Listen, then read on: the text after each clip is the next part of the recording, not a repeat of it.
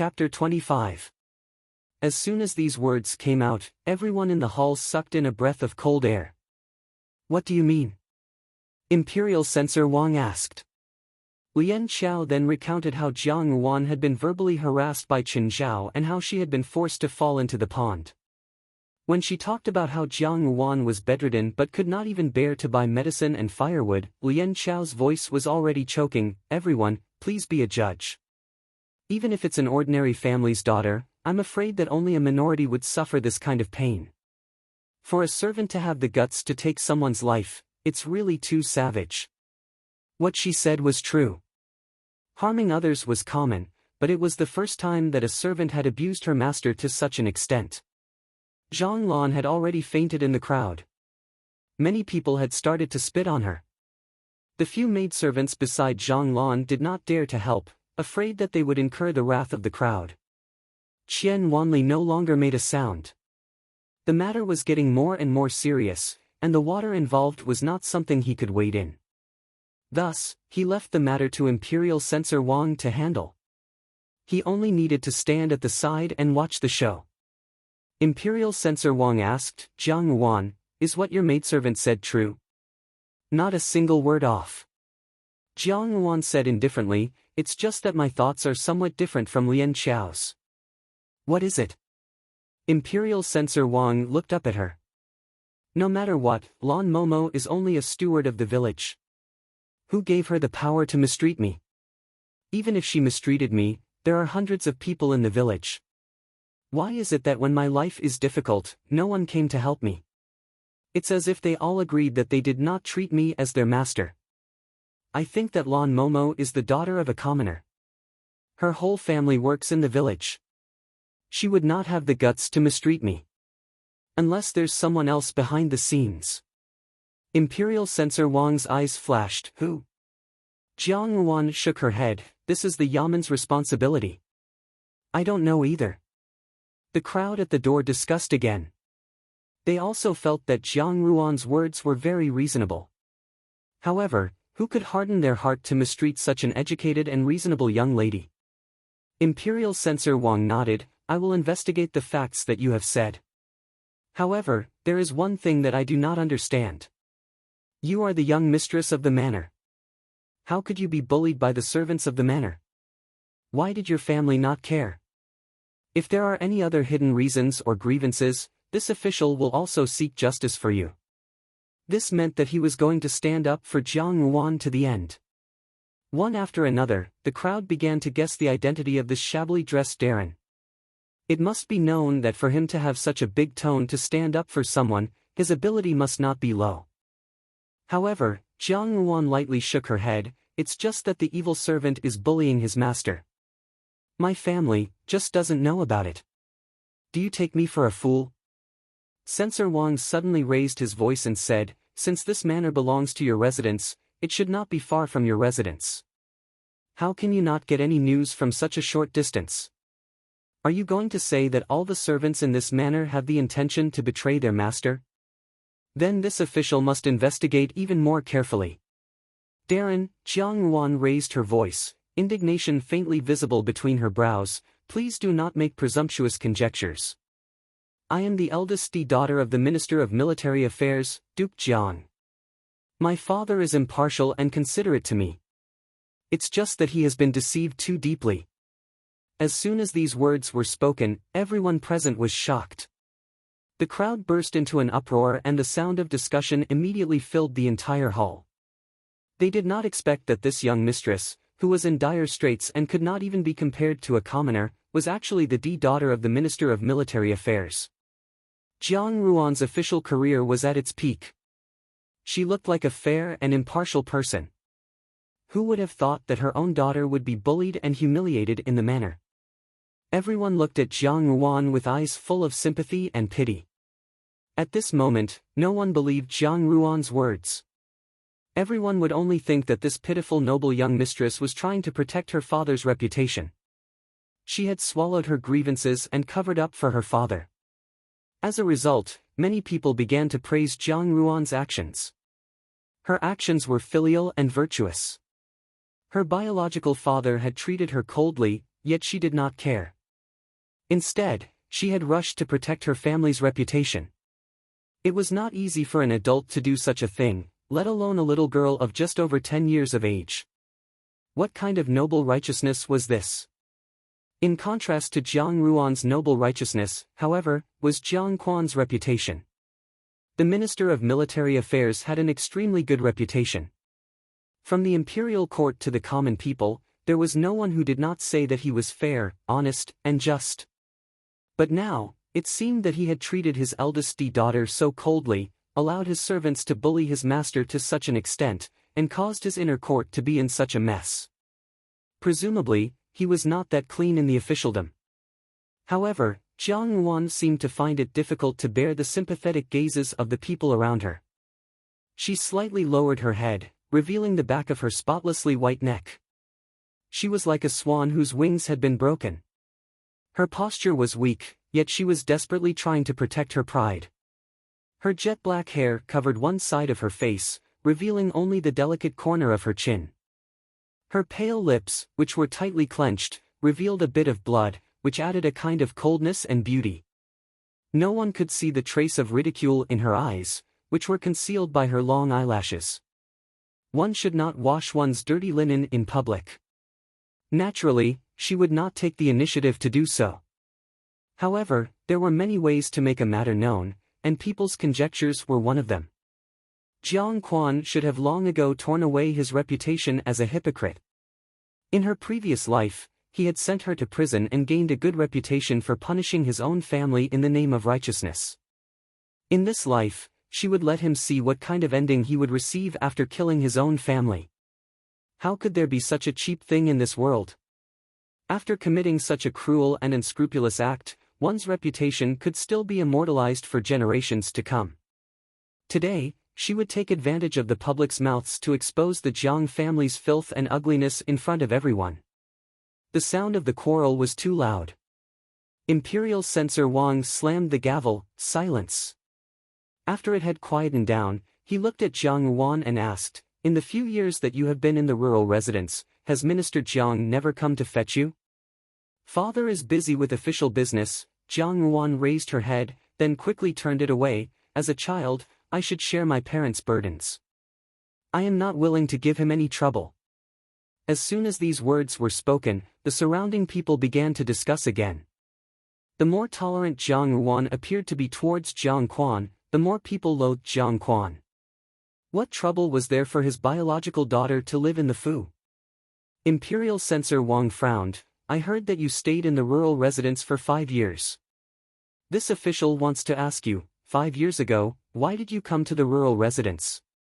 Her biological mother passed away from illness, so Jiang Yuan wanted to observe mourning for her. Her voice was pleasant to listen to, causing the surrounding people to sigh. It was no wonder that this little girl was placed in the rural residence. Since her biological mother was not around, her stepmother must have been a vicious one to torture her in such a manner. That Minister Jiang was really a man with a human's face but a beast's heart, to actually favor his concubine to the detriment of his wife. Minister Jiang slammed the gavel. "According to the laws of the Jin dynasty, observing mourning for 3 years is up. Now that you have long passed the mourning period, there is no need for you to stay. This official will make the decision for you. Immediately return to the Fu." Jiang Yuan was stunned and asked somewhat cautiously, "Really?" Her upturned eyes were brimming with joy. For a moment, she was like a butterfly fluttering its wings, so beautiful that people could not take their eyes off her. She was truly happy, because after taking such a big detour, she had finally achieved her ultimate goal, return to the Fu. Chapter 26. The drama, full of twists and turns, finally came to an end amidst people's sighs. Chen Zhao and Zhang Lan's family were detained in prison to await trial, while Jiang Yuan regained the status of returning to the Jiangfu. Before the court was evacuated, Lian Xiao and Bai Ji could not help but run to her. Both of them were so moved that they could not speak. Lian Xiao said, "This servant knows that Miss is a virtuous person, and that foreign spirit in heaven will bless Mississippi. Later, we must offer some incense to Furin." Jiang Yuan shook her head, speaking of which, I should thank the two Darren for making the decision for me, as well as Lu Zhu and the others, who were willing to stand up and speak for me. Especially Qiu Yen, I really should thank her. As she finished speaking, she walked to Qiu Yen and smiled, thank you, Qiu Yen. Qiu Yen stared blankly at Jiang Yuan, a trace of fear in her eyes. In the eyes of outsiders, Jiang Yuan had not done anything today, and the ones who had stood up were the few servant girls. In fact, no one knew that everything she had said had been instructed by Jiang Yuan. From the beginning, Jiang Yuan had laid out such a trap. She had dug a splendidly decorated pit, and smilingly sat to one side as she watched Chen Zhao jump in. Poor Chen Zhao, when he jumped in, thought that the trap he had dug was bigger and bigger.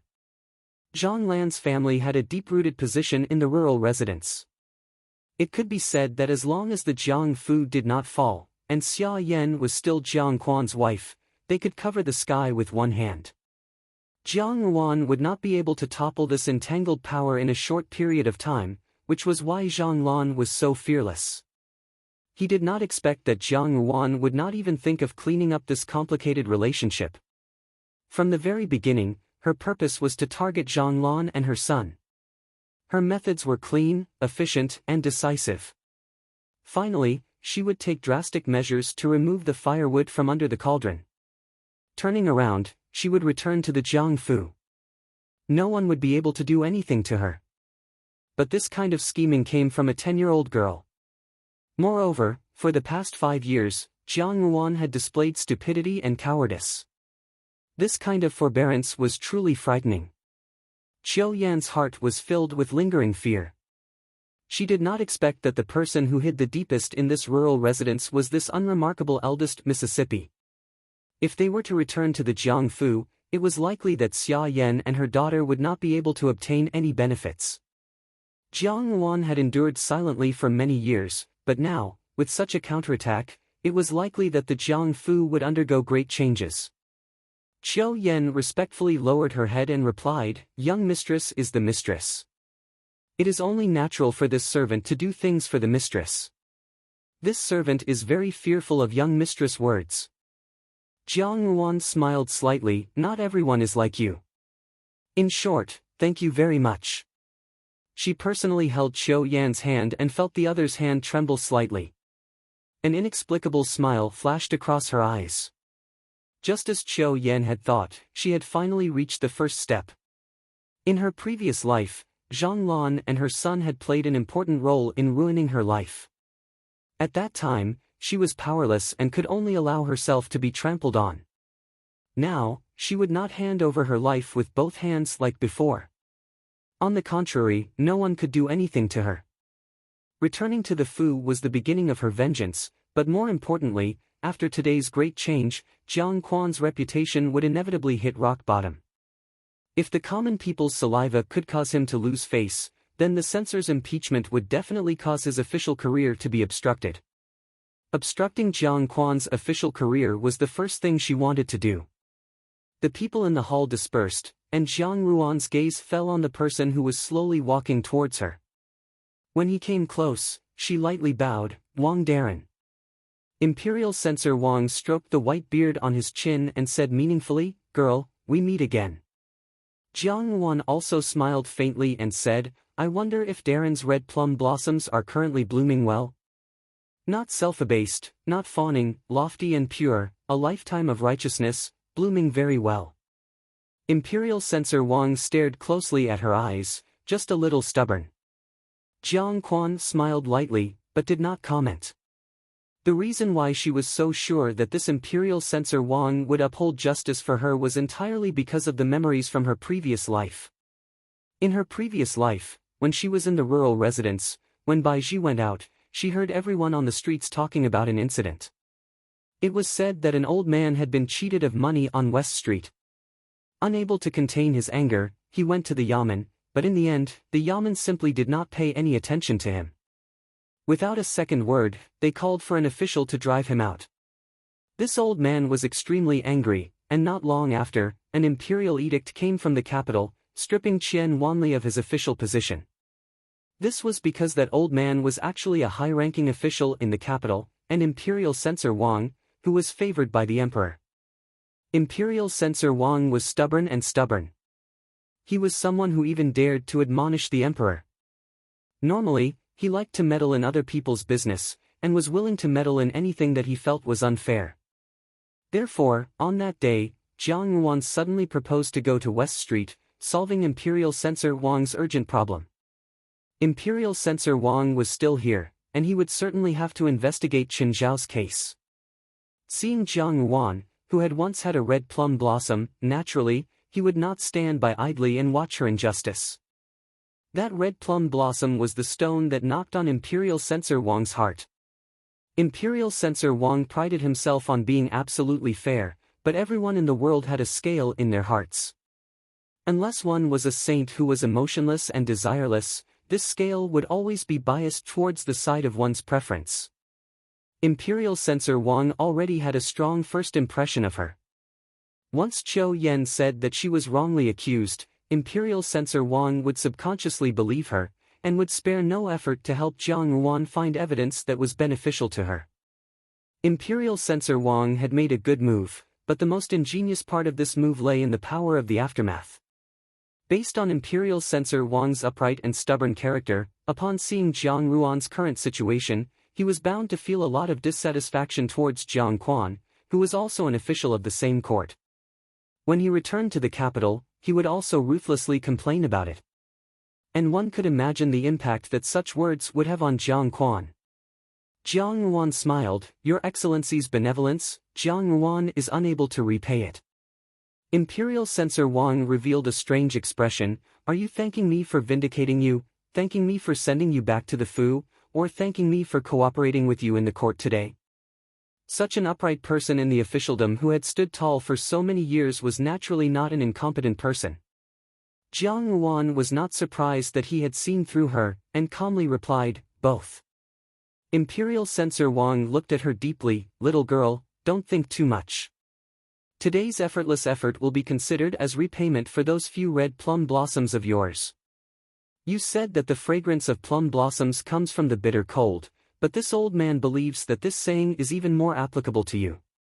He shook his head. "Later on, I will have a few yamen runners follow you back to retrieve the things. Everything will be returned to its original owner." Jiang Yuan nodded in thanks. Imperial Censor Wang walked a few steps forward, and suddenly stopped. Without turning his head, he spoke with his back facing Jiang Yuan, "Oh right, your father did not manage his family strictly, and allowed his daughter to be bullied and humiliated by others. Cultivating one's moral character, managing one's family, and ruling the country to pacify the world, Jiang Quan's harem is still so muddled. Presumably, the officialdom is also biased. After returning to the capital, this old man will submit a report to warn others." Chapter 27. At noon, the people of the residence carried the chests back one after another. The 2 chests were made of yellow pear wood, most of the clothes were worn out, the jewelry was still intact, but the silver could not be retrieved. The servant girl looked at Jiang Yuan with some lingering fear. "Miss, everything that could be retrieved has been retrieved. It's nothing, you can leave." Jiang Yuan shook her head. Zhang Lan's family loved ease and hated work. When the banknotes were in their hands, they were either taken by Qin Zhao to coax women or taken by Qin Fu to gamble. The jewelry and clothes were taken by Qin Fang, so they escaped the calamity. However, they could not be used anymore. Bai Ji, Jiang Yuan nodded towards the 2 chests, "Apart from the one mother left behind, take the rest to the pawn shop and pawn them all. It would be best to convert them all into banknotes." "Miss," Bai Ji was slightly shocked, "everything? Those are all yours. What use do I have for things that have already been used?" Jiang Yuan sat down at the table and slowly poured herself a cup of tea. Ever since Zhang Lan's incident, the servant girls of the residence were very afraid of Jiang Yuan, and the tea leaves that were sent were this year's new ones. "You should at least keep some clothes," Bai Ji said. "In a few days, we will be returning to the capital. It's not good to dress like this. If I don't dress like this, why would father feel sorry for me?" Jiang Ruan said lightly. Her face was still expressionless, but her eyes were somewhat cold. Bai Ji was momentarily speechless and did not know how to reply. While she was hesitating, Lian Xiao pushed the door open and entered with a basket of washed vegetables and fruits. She heard the entire conversation between the two and said, "Exactly, if we return to the original clothes to wear, wouldn't we only care about appearance and not the inside? Wouldn't Miss feel uncomfortable? Besides, Bai Ji, don't forget, Miss can't wear those clothes now. Didn't you see that Chen Fang isn't wearing any?" Bai Ji thought so and no longer hesitated. She squatted down and carefully picked out Zhao Mei's belongings. The rest of the things were carried out by a few servants to be exchanged for money at the pawn shop. After Bai Ji left, Lian Xiao put the books back into the box and said hesitantly, "Miss, when I was outside today, I heard something." Before she could finish, the door was kicked open from the outside. Chen Fang barged in aggressively and asked, "Miss, why did you treat my mother like this? How dare you?" Lian Xiao also stood up and said angrily, "Who gave you the guts to shout in front of a lady?" Chen Fang did not back down and said loudly, "Young miss, I respect you as a young miss. In the few years that you've been in the manor, hasn't my mother taken good care of you? If it wasn't for my mother, how could you be where you are today? My brother also treated you well. Why did you frame him and put him in prison? Miss, you are so cruel. What nonsense are you talking about?" Lian Xiao was furious. "What do you mean by framing? It's obvious that Chen Zhao brought this upon himself. He wanted to frame Our Lady." Lian Xiao, Jiang Ruan stopped her from speaking and looked at Chen Fang. Suddenly, she smiled, "Miss Chen, are you mistaken? Wasn't it you who put Chen Zhao in prison?" "What do you mean?" Chen Fang frowned. "Miss Chen, have you forgotten? 10 days ago, you invited me to see that pot of beauty under the moonlight." Jiang Ruan picked up the teacup and blew away the foam floating on it. She took a sip and said, "Speaking of which, your brother and Chunning became fated because of that pot of beauty under the moonlight." At first, Chen Fang did not understand what Jiang Ruan was talking about. When she heard the last sentence, she was shocked and said incredulously, "You did it on purpose? Chunning went there because of you? What do you think?" Jiang Ruan asked. "Impossible, this is impossible." Chen Fang looked at her with some fear. "Even if you lured Chunning there, how could you know what happened later? You can't have planned to this extent. Don't tell me you're a demon." "Maybe I'm a demon. You harmed your brother, and your brother harmed your mother, so you can't blame me." Jiang Ruan smiled at her. The hot tea moistened her lips to a captivating red. With her black hair and snow-white skin, the smile on her lips was as charming as a spirit. Chen Fang retreated a few steps and shook her head. "No, I don't believe it, no." She seemed to be extremely terrified. She turned and ran.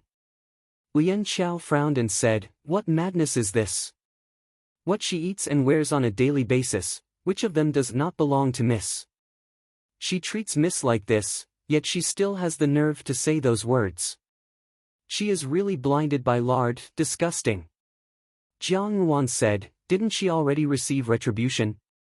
Everything in the world must have karma. Today, Zhonglan's family's evil karma is the result of their past karma." Lian Xiao laughed. "Miss is still the smart one. Look at how scared she is. Our Miss can predict things like a deity." Jiang Ruan laughed in spite of herself. In her previous life, when she was facing the person who harmed her, in the palace, when she was sad and helpless, one thing she learned was to endure silently. If there was a plot, she should slowly plan it and make use of everything that could be used. Now, it was convenient to use all of this. Thinking of what had happened just now, she asked, "What did you want to say to me just now?" "This." Lian Xiao bit her lip. "Outside, there are rumors about Master everywhere. They say that Master does not manage the household strictly, allowing the eldest daughter of the Minister of Household to be bullied and humiliated in the rural residence." As she said this, she carefully looked at Jiang Ruan's expression, only to see a faint smile on Jiang Ruan's face. Is that so?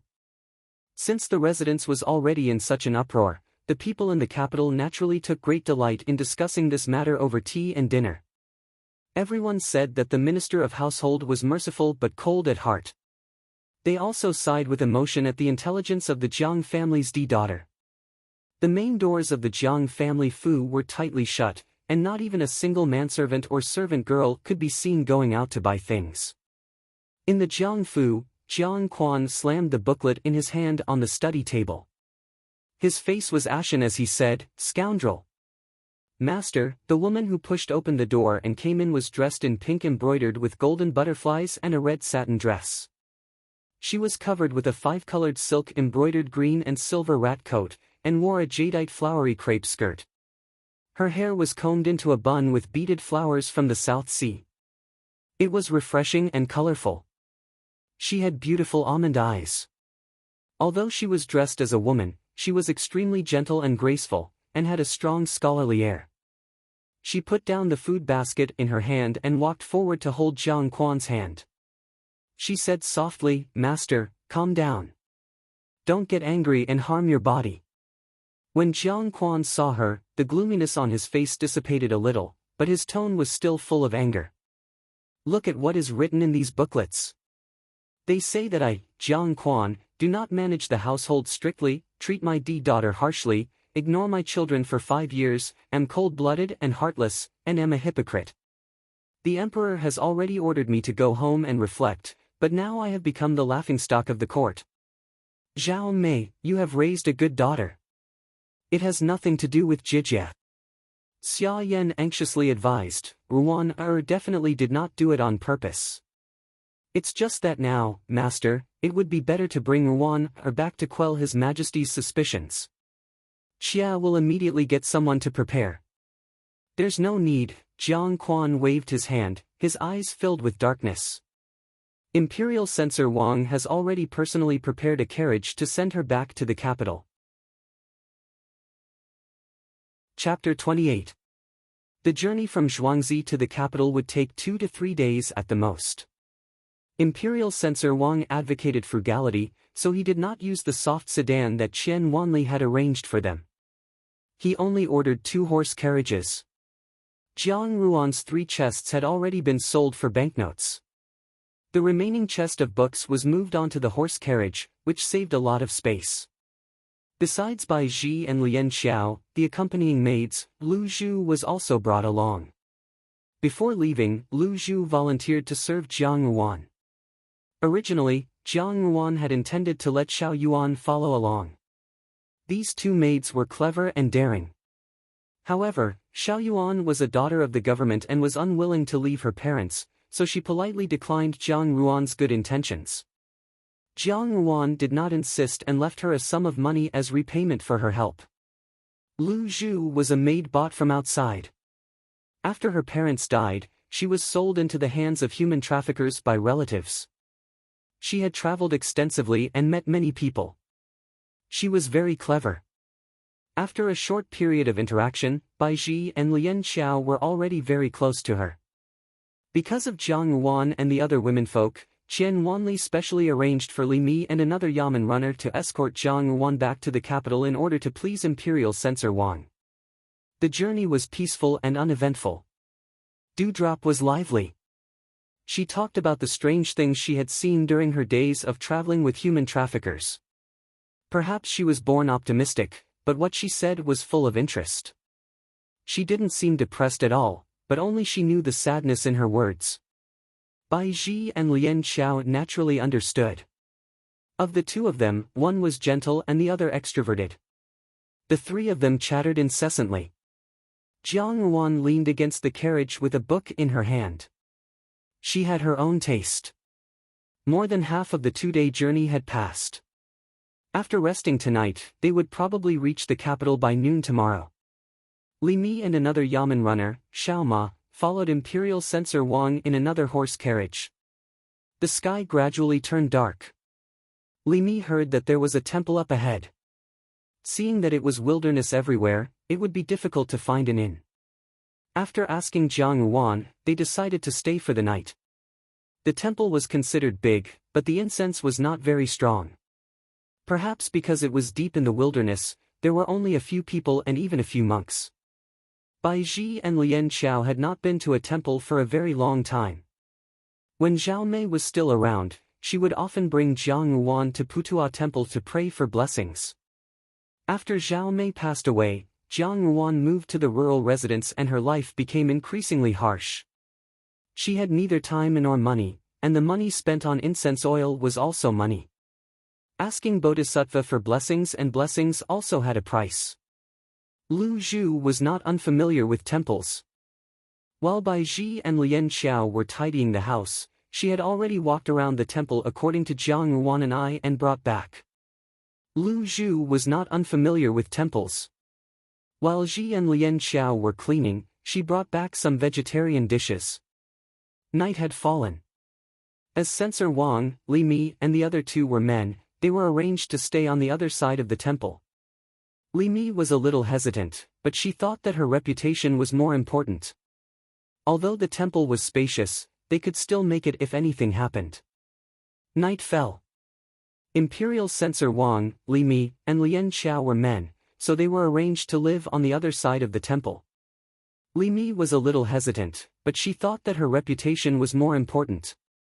Although the temple was spacious, they could still make it in time if anything happened. Lian Xiao used a pair of scissors to cut the overgrown wick of the oil lamp. The light appeared brighter. Jiang Yuan put down the book in her hands and rubbed her temples. "Miss, it's so late, shouldn't you rest?" Bai Ji asked. In the past, Jiang Yuan would have been resting by this time. But today, she was very energetic and had no intention of collapsing. "Don't worry, there's a good show tonight." Jiang Yuan smiled. She recalled what she had asked Li Mi in the carriage. "Darren, is this temple the only way back to the capital?" "Yes," Li Mi replied, "and there's only one temple in the vicinity." "Lu Zhu," Jiang Yuan replied. Lu Zhu pushed the door open and entered. Smiling, she said, "It's all done." Mississippi. Late at night in the winter, the temple fell into a deathly silence. Only the whimpering of the wind could be heard. The lights had all been extinguished. Only the pale moonlight of the waning moon shone on the snow-covered ground. In an instant, large dark clouds covered the sky, firmly blocking the faint moonlight. Under the heavens, there was only darkness. In the darkness, a few sneaky silhouettes suddenly appeared in the courtyard. The silhouettes checked a few rooms and entered one of them in a single file. All was quiet in the courtyard, except for the sound of a bell or two. The young girl in the darkness opened her eyes. A trace of coldness flashed through them. She smiled and said softly, "Lian Xiao, Bai Ji." The two servant girls nodded, got up, pushed open the door, and walked out. Jiang Yuan stood in the room. She had already arranged everything in the room next door. She had not slept in that room. She had hidden in the neighboring room for so long. Finally, she had caught a turtle in a jar. In her previous life, when she had returned to the Fu, she had also stayed in a temple like this. Her memory was too vague. She only remembered that the monks and abbot of the temple were extremely harsh on the vegetarian food and the room they slept in. She did not understand why at the time. Now that she thought about it, it must have been the doing of Xia Yan and her daughter. But at that time, they still needed her as a chess piece to enter the palace, so they had only made things difficult for her. Now that she had shaken her body and returned to the Jiangfu with such great fanfare as Gao Yi's daughter, Xia Yan and Jiang Su would not be too happy in their hearts. On the last day, there would always be obstacles on her way back to the Fu. Only this time, what they wanted was her life. There was no incense left in the temple. She had accepted Xia Yan's money and worked for Xia Yan. With good intentions, she had left a small number of monks here. She had also considerately considered Jiang Ruan's reputation as a boudoir and separated men and women. If anything happened, she would have no way to seek help and could only suffer alone. But now, she was an evil spirit that had returned from hell. It had always been her who came to claim lives. A light bell rang from the room next door. That was a secret signal. Very good. She had placed a large amount of sleeping gas in the room. Lu Zhu had taken the antidote in advance. Once the people sent by Xia Yan entered the room, they would only be at the mercy of others. Early the next morning, she would throw the bodies of these people in front of the Buddha statue in the temple. Li Mi was originally a yamen runner, so it was necessary to investigate clearly. As for how the head monk would explain himself, he would let them justify themselves. Jiang Yuan straightened her skirt and prepared to open the door to the next room to take a look. Just as she reached the door, it was suddenly pushed open and a figure flashed in from outside. Jiang Yuan was startled and hurriedly retreated a few steps. The other party seemed to have not expected that there would be someone in the room. His movements were slightly sluggish. In a short moment, Jiang Yuan had retreated too quickly and accidentally stepped on the oversized hem of her skirt. She leaned back and was about to fall. The other party's movements were also fast. Seeing that she was about to fall, he subconsciously reached out and grabbed her waist. In a short moment, their bodies were very close. Jiang Yuan's face touched the other party's ice-cold clothing with black scales. She was stunned. In an instant, the dark clouds receded and the moonlight flooded the window. Jiang Yuan raised her head and met a pair of eyes that were like cold stars. Chapter 29. Jiang Yuan shook her head and gestured for her to keep quiet. She said softly, "Stay here and don't move." Then, she dragged one of the people on the ground and walked towards the door. Lian Xiao wanted to follow, but was pulled by Lu Zhu, so she could only give up. Jiang Yuan dragged them back and forth 5 times, and finally, all 5 of them were dragged to the young man in black. Jiang Yuan understood in her heart that since this person's followers were so brilliant, his master must not be ordinary. However, he had not shown himself tonight, so he must be hiding from something. Since he was hiding, he had to keep his mouth shut. He did not kill her, the daughter of the Jiang family, because it might bring him trouble. However, these 5 unknown people could be dealt with at will. Initially, she wanted to do it herself, but now that there was a ready-made method to kill them, it was even better. No matter what, she would not be suspected, and she could be cleanly washed away. Was he asking if she wanted to silence them? Jiang Yuan sneered in her heart, only to hear the young man in black lightly say, "No need." She suddenly smiled, "Your Excellency, there are still fish that escaped the net." Thinking of this, her mood inexplicably improved. Jiang Yuan smiled at the young man in black, "The road has been cleared, Your Excellency can go first." Suddenly, she heard the faint sound of swords colliding outside. Jiang Yuan was stunned, and suddenly reacted. The young man in black looked at her indifferently, and did not speak. There was no benefit in killing her, and it might only bring trouble. Jiang Yuan had already laid out the pros and cons, and it was up to the other party to decide. The young man in black turned to stare at her, and Jiang Yuan said, "Wait a moment." She then got up and walked to the next room. In the next room, Bai Ji and the other 2 had just tied up the unconscious people, and were completely unaware of what was happening outside.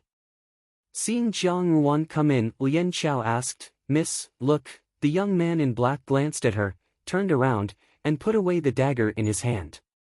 Jiang Yuan breathed a sigh of relief, knowing that the other party was not prepared to kill her, but it might not be because of her threat. The 2 of them were too close to each other.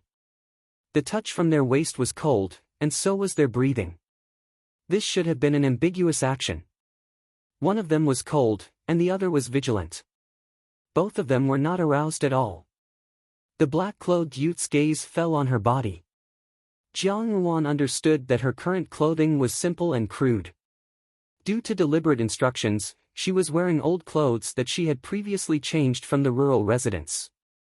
She was afraid that the other party was suspicious of her identity, so she said, "Imperial Censor Wang and Official Li Mi are both in the male's compartment.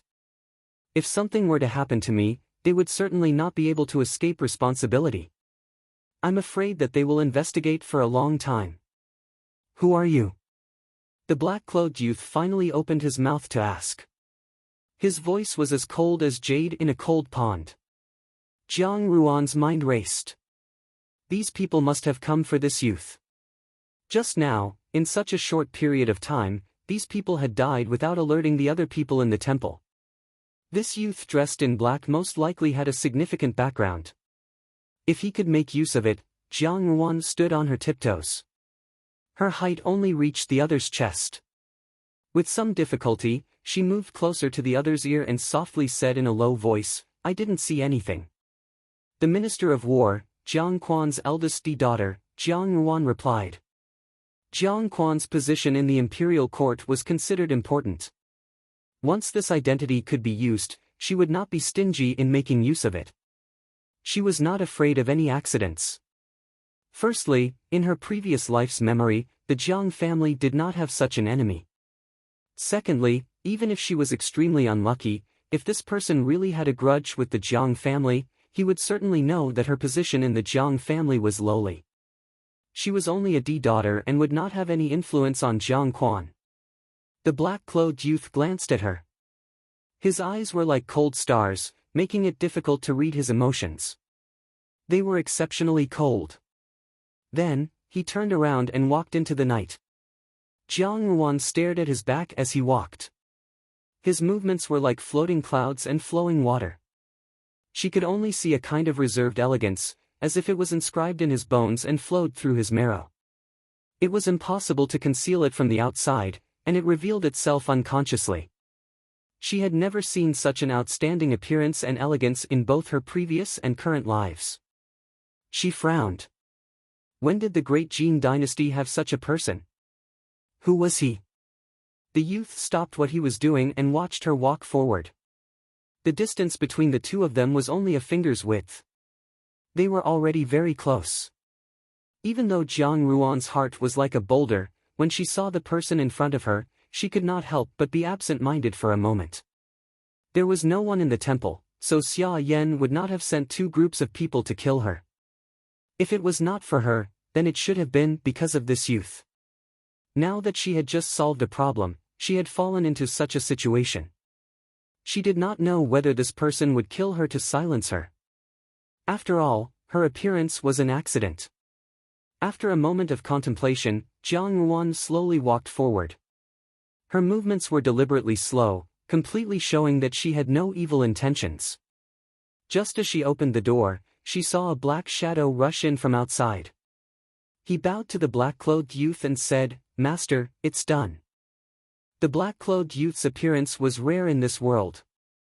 He had slender eyebrows, starry eyes, snow-white skin, and thin lips. However, he did not look like a boy or a girl.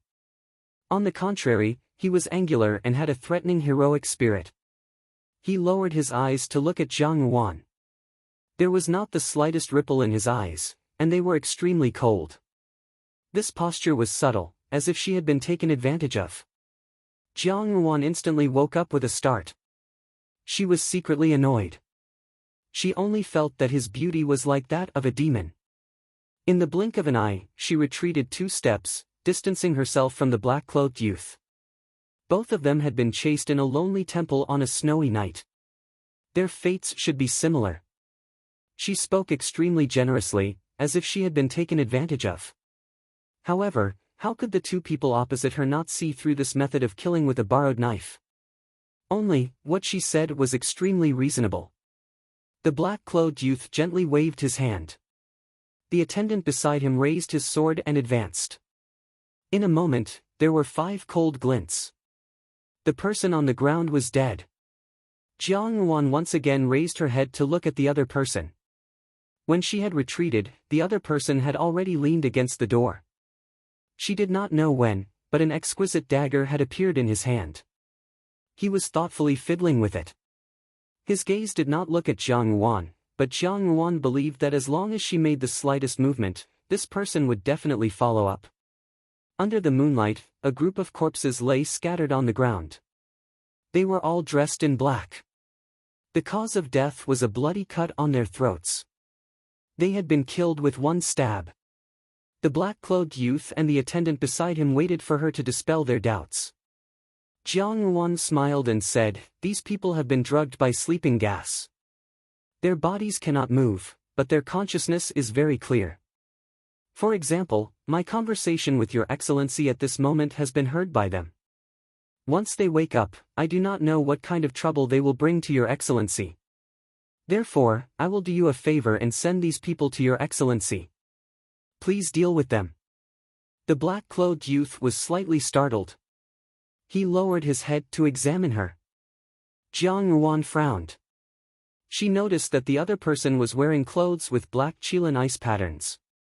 He was certainly not an ordinary person. After thinking for a while, she continued, Your Excellency is hiding here. Naturally, you do not want to make a big deal out of this matter.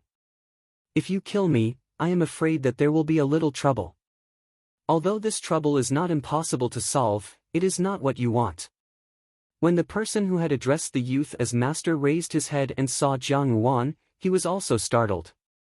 It seemed that he had not expected that there would be someone awake in the temple. He hesitated and said, Master. Chapter 30.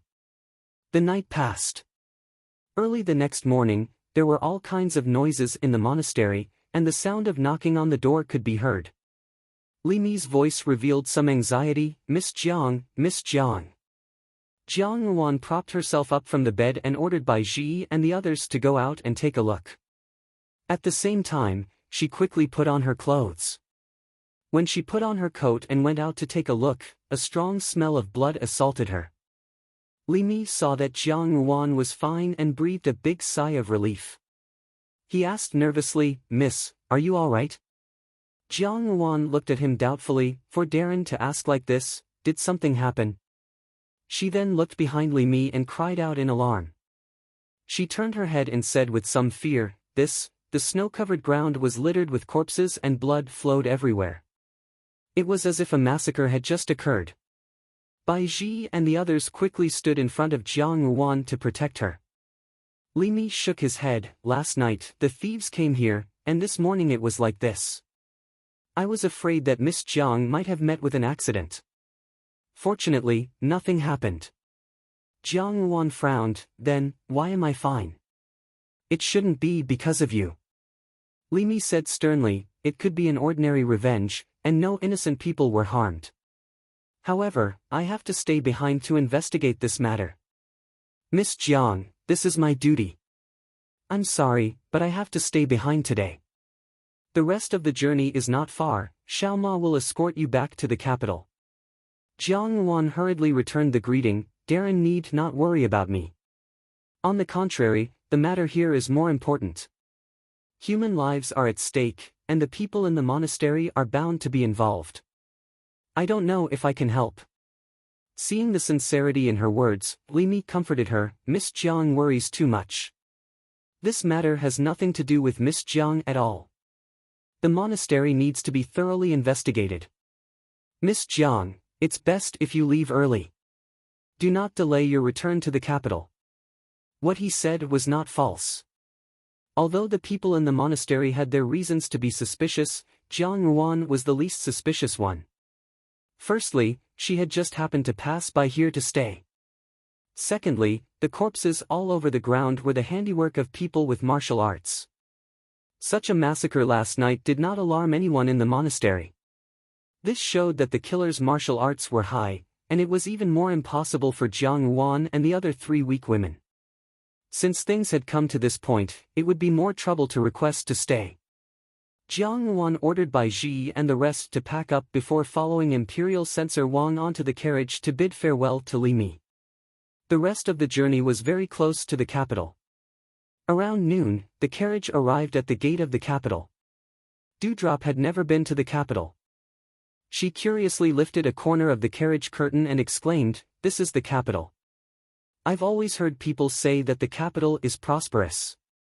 Now it seems that it's true. It's so beautiful." Bai Ji and Lian Xiao also looked out. The two of them had been away from the capital for 5 years. Returning to the capital once again, there was only an indescribable excitement in their hearts. They were happy for Jiang Ruan, and there was a kind of happiness after suffering. Jiang Ruan, on the other hand, did not have the slightest bit of their cheerful expression. She slowly lifted the corner of the curtain on her side, and just happened to see a jet-black steed brushing past the carriage. That steed was a rare precious treasure, and she could not help but take a few more glances at it. When she looked again, she could only faintly see the silhouette of its back. She only felt that the figure on the horse's back was incomparably graceful. Jiang Ruan smiled faintly and began to size up her surroundings. The streets of the capital were bustling, and the crowds were jostling shoulder to shoulder. It coincided with what she remembered. She recalled that when she had left the capital to go to the rural residence, she had also left the capital in a mourning carriage with a few lonely attendants. Coming and going, she had been separated by a lifetime. When she returned, she was no longer the same person from the past. She raised her head and the wind outside slowly blew on her face, feeling the capital's sparse winter breeze. Lian Xiao was just about to ask Jiang Ruan to lower the curtain to prevent her from catching a cold, but when she turned her head and saw the expression on Jiang Ruan's face, she could not help but be startled. She only felt that her young lady's gaze was cold and indifferent. Although there was no expression on her face, there was an incomparably gloomy and cold aura, as if she was an evil spirit that had returned from hell. When the carriage reached a place not far from the Jiangfu, Imperial Censor Wang and Jiang Ruan parted ways. Now that he had lodged a complaint against Jiang Quan, he was already very disdainful of Jiang Quan, and was even more unwilling to see him.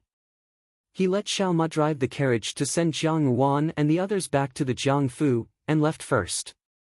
The closer they got to the Jiangfu, the more nervous Bai Ji and the others in the carriage became.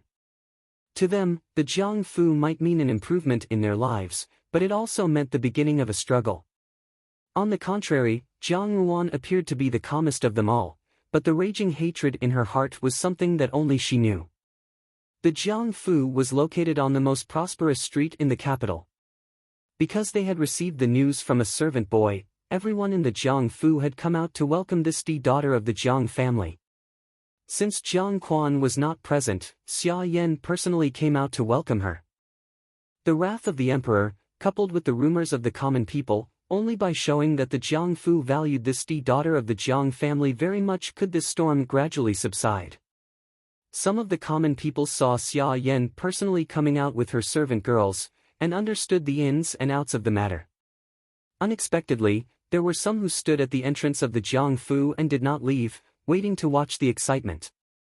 After a while, the entrance of the Jiangfu was surrounded by many people. Xia Yan did not order the retainers to drive them away. The more people there were, the easier it was to bear witness. The carriage rumbled along, and finally stopped at the entrance of the Jiangfu. "Eldest young miss has returned." An old woman standing beside Xia Yan exclaimed loudly. Suddenly, a gentle smile floated on Xia Yan's face. The crowd of onlookers looked curiously at the carriage. Jiang Ruan's actions in the court had already spread throughout the capital. Everyone wanted to see how this virtuous, yet bitter, daughter of the Jiang family looked like. Very quickly, two servant girls alighted from the carriage. One of them helped to lift the curtain, while the other stretched out her hand to support the person in the carriage. "Dejia." A pleasantly surprised voice rang out, and a young girl dressed in white walked out from behind the door of the Jiangfu. This young girl was about 10 years old, but she was already an outstanding beauty. She was as graceful as an ink painting, and her pair of beautiful eyes seemed to contain clouds.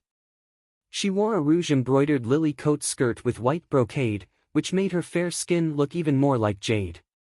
Her lips were pink and tender like cherries, and her most beautiful feature was the tear mole under her eye, which was lovely and moving, like a fairy in the clouds. There were no ornaments on her body, only two jade-green ribbons in her hair, which made one's heart feel soft, elegant and refined. Some people recognized her. The eldest daughter of the Jiangfu was not favored, so there were only a few people who knew Jiang Ruan's name. However, Jiang Su's name was known throughout the capital.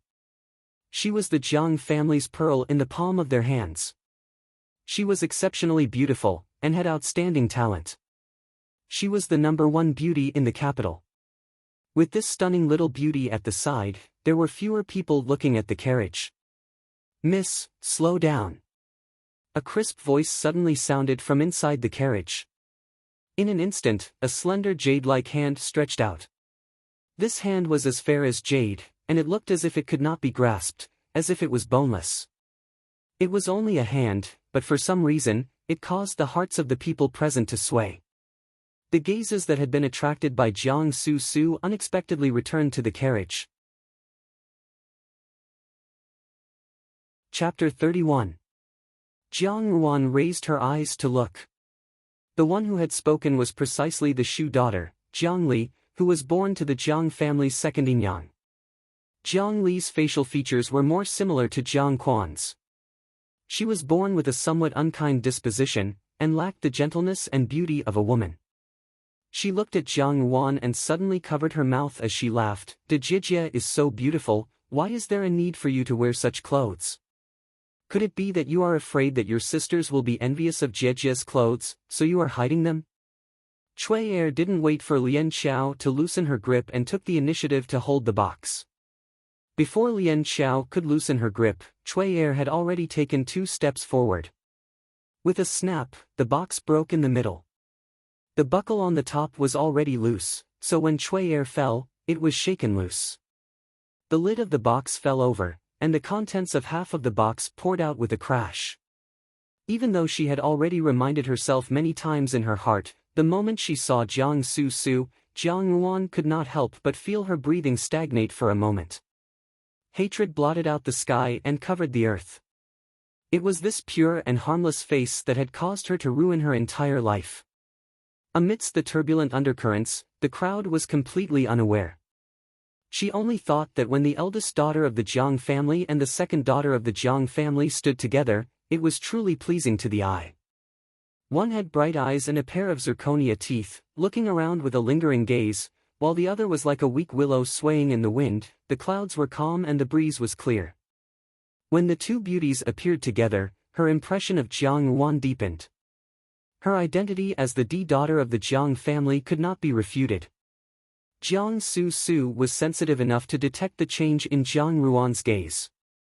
She did not know why, but although the other party was smiling, her gaze was incomparably cold, as if it carried with it a hidden fear. Jiang Su was startled and unconsciously took 2 steps back. The smile on her face also became somewhat stiff. At this time, Jiang Su also walked forward. She tilted her head to look at Jiang Ruan and smiled. "De Jijie has finally returned." A few days ago, Mother had been talking about Jijie's return. Now that we have finally met in person, Mother can finally breathe a sigh of relief. However, among the Jiangfu people, a slightly shrill voice rang out, "Long time no see, De Jijie has become even more beautiful." These words caused one's imagination to run wild and fanciful. It was as if Jiang Ruan had deliberately worn old clothes to give people the truth. There was no lack of people in the crowd who wanted to watch a good show.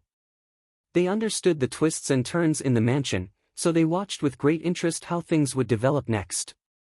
Generally speaking, the more beautiful a woman was, the easier it was for her to be gaudy. Someone like Jiang Su, who was elegant and refined, would be an exceptional beauty for a long time. However, this girl with cotton clothes and braided hairpins had extremely beautiful facial features. Her expression was gentle and distant, carrying an indescribable sense of stability, as if she had experienced many heavy years. She did not appear frivolous, only calm beauty. He was clearly still young, but his every movement had a kind of mature elegance. She slowly raised her head, revealing a delicate oval face. Jiang Su's skin was already very fair, but hers was even fairer than Jiang Su's, as if it could emit a watery light. Perhaps it was because she was tired from the long journey, 2 faint blushes rose on her cheeks.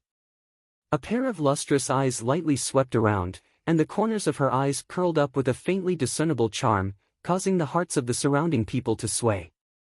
Jiang Su's clothes were refined, making her appear incomparably elegant. The girl's clothes were old-fashioned, but she looked extremely bright and beautiful.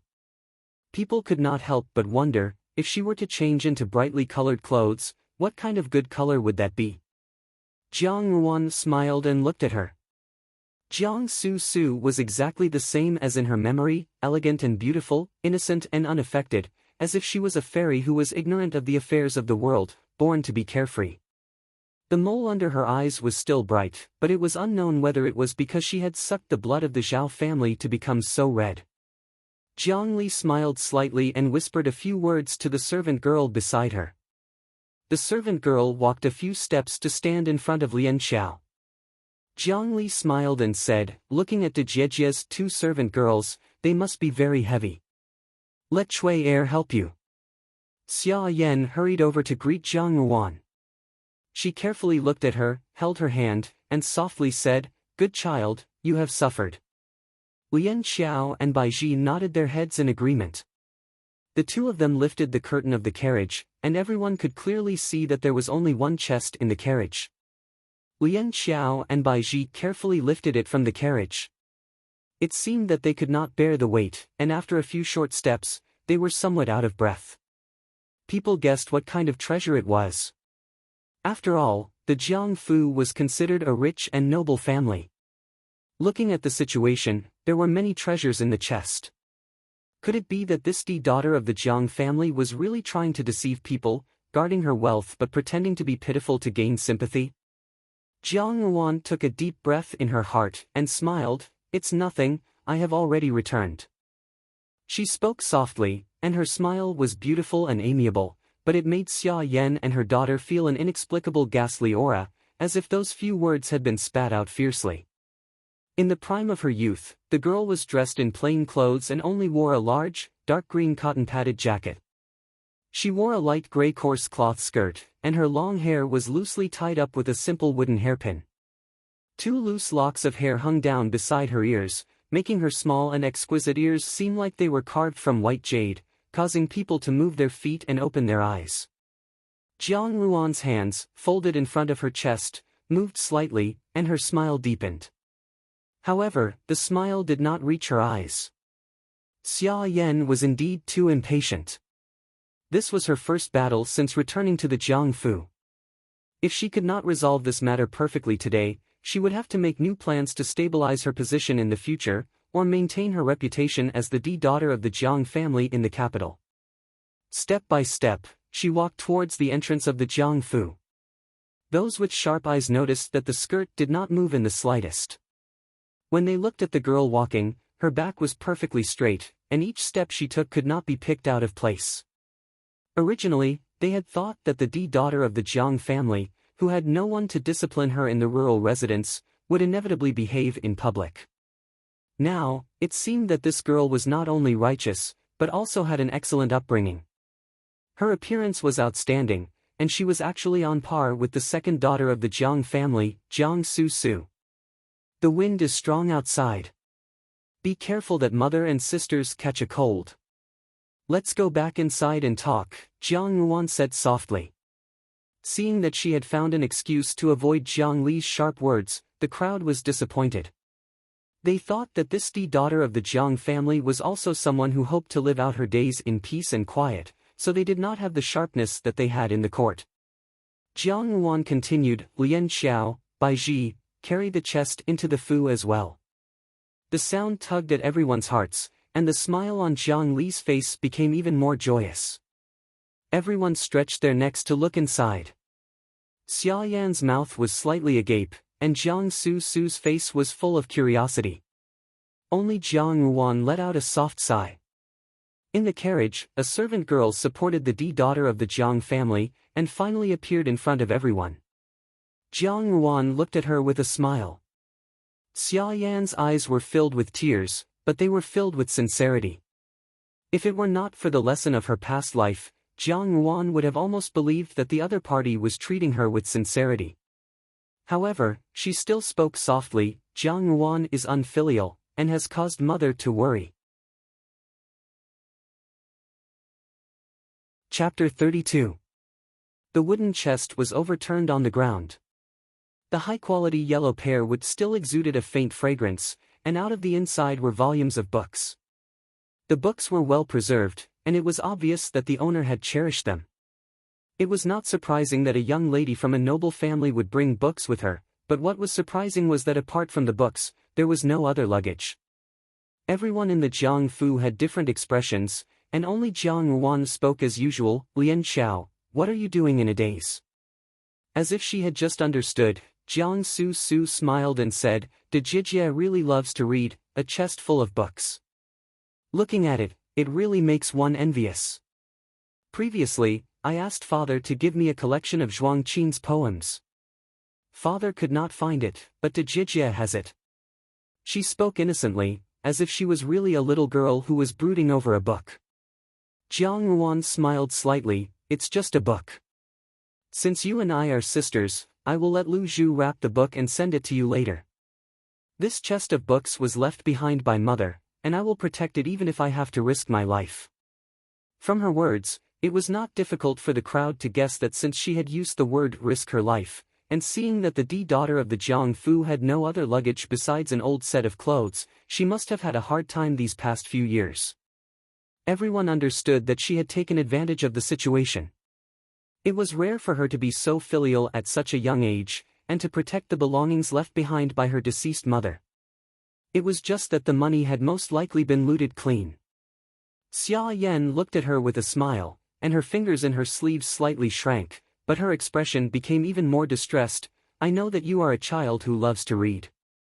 Later, you can be together with Suer, you two sisters have similar interests." Jiang Wan brushed away the stray hair on her forehead and said softly, "My younger sister and I, blood is thicker than water. Naturally, we have similar interests. If not for similar interests, how could she have taken a fancy to a man? If not for similar interests, with the position of daughter in the Jiang Fu, how could they not rest until one of them died?" Lian Xiao and Bai Ji quickly tidied up the scattered books and took the lead to help carry them back to the Jiang Fu.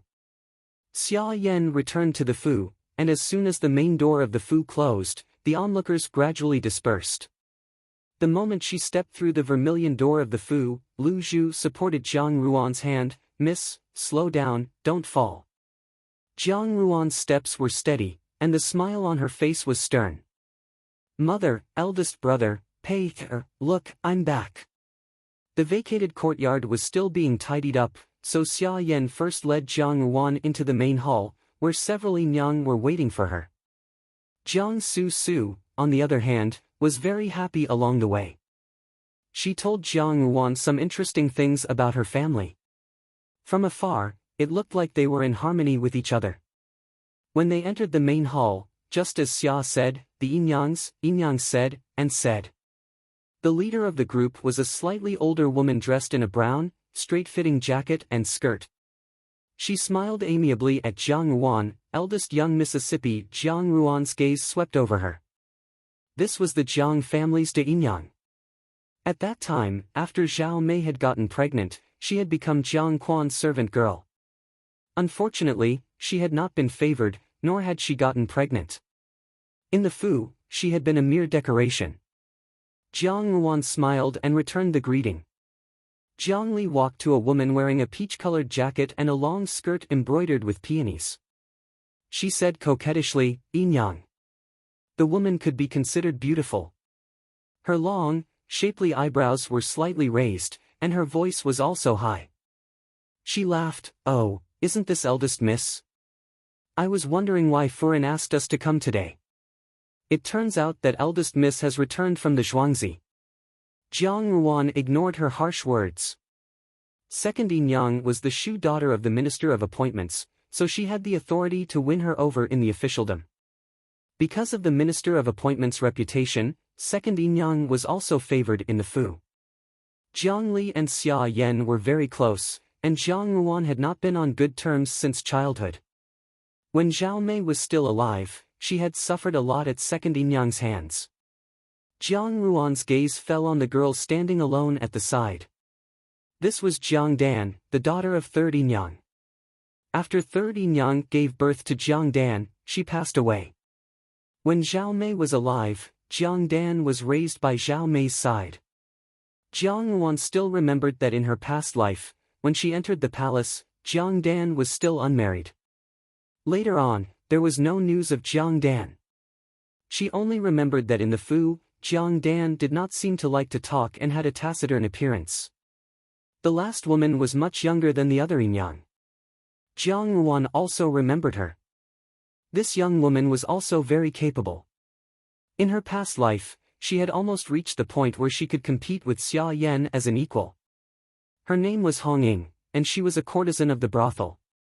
Originally, she had been bought by Jiang Quan to be given to his superior as a gift, but later on, for some unknown reason, he had kept a Inyang for himself. In her past life, she had wholeheartedly relied on Xia Yan, and her attitude towards Hong Ying was also very disgusted. Now, seeing this situation again, she was more than happy. Hong Ying was just as Jiang Ruan remembered. She was delicate and charming, but there was not the slightest trace of the courtesan aura of the brothel. Instead, she looked exquisite and pure, like a crystal. It was no wonder that Jiang Quan, who did not have a preference for female charms, had a whole new level of respect for her. Who would not like such a pure and clean flower? Admittedly, although the house was filled with women, some were playing along, some were momentarily fresh, but the one Jiang Quan truly doted on was Xia Yan alone. Her methods were superb, and coupled with her husband's doting, it was very difficult for her not to have a firm foothold in the Jiang family. Xia Yan had a boy and a girl, Jiang Su Su and Jiang Chao.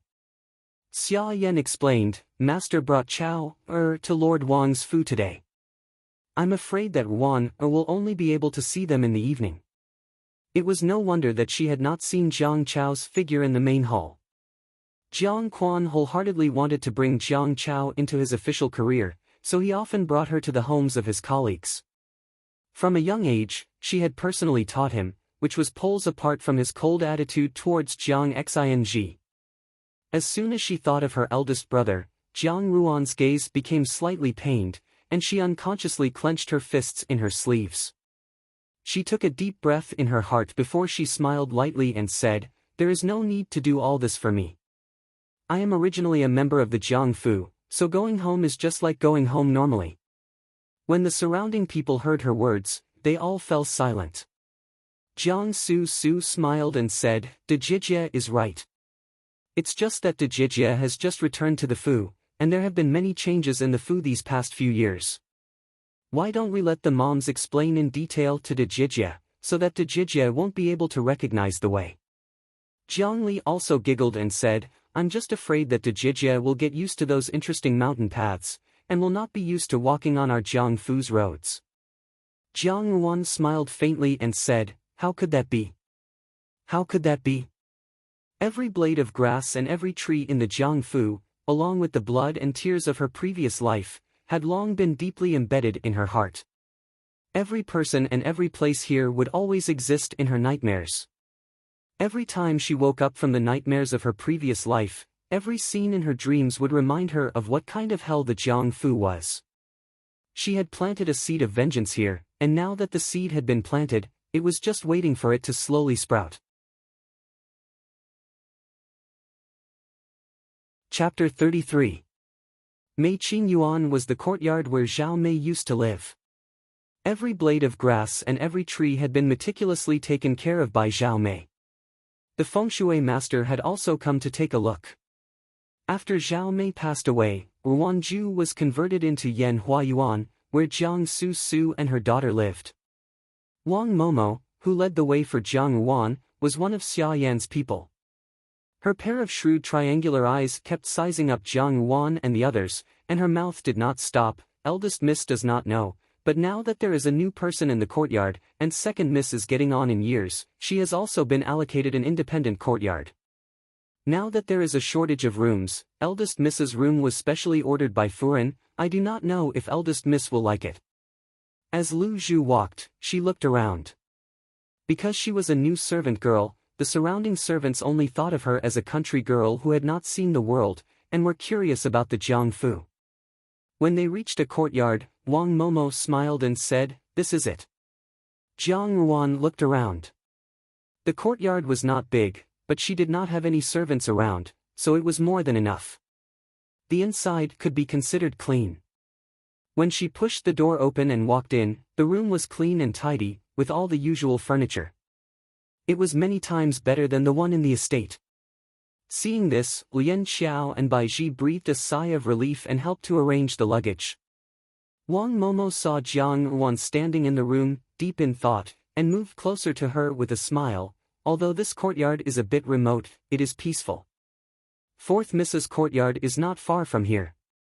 When you are free, eldest miss can also find a companion, so it will not be boring. Jiang Dan.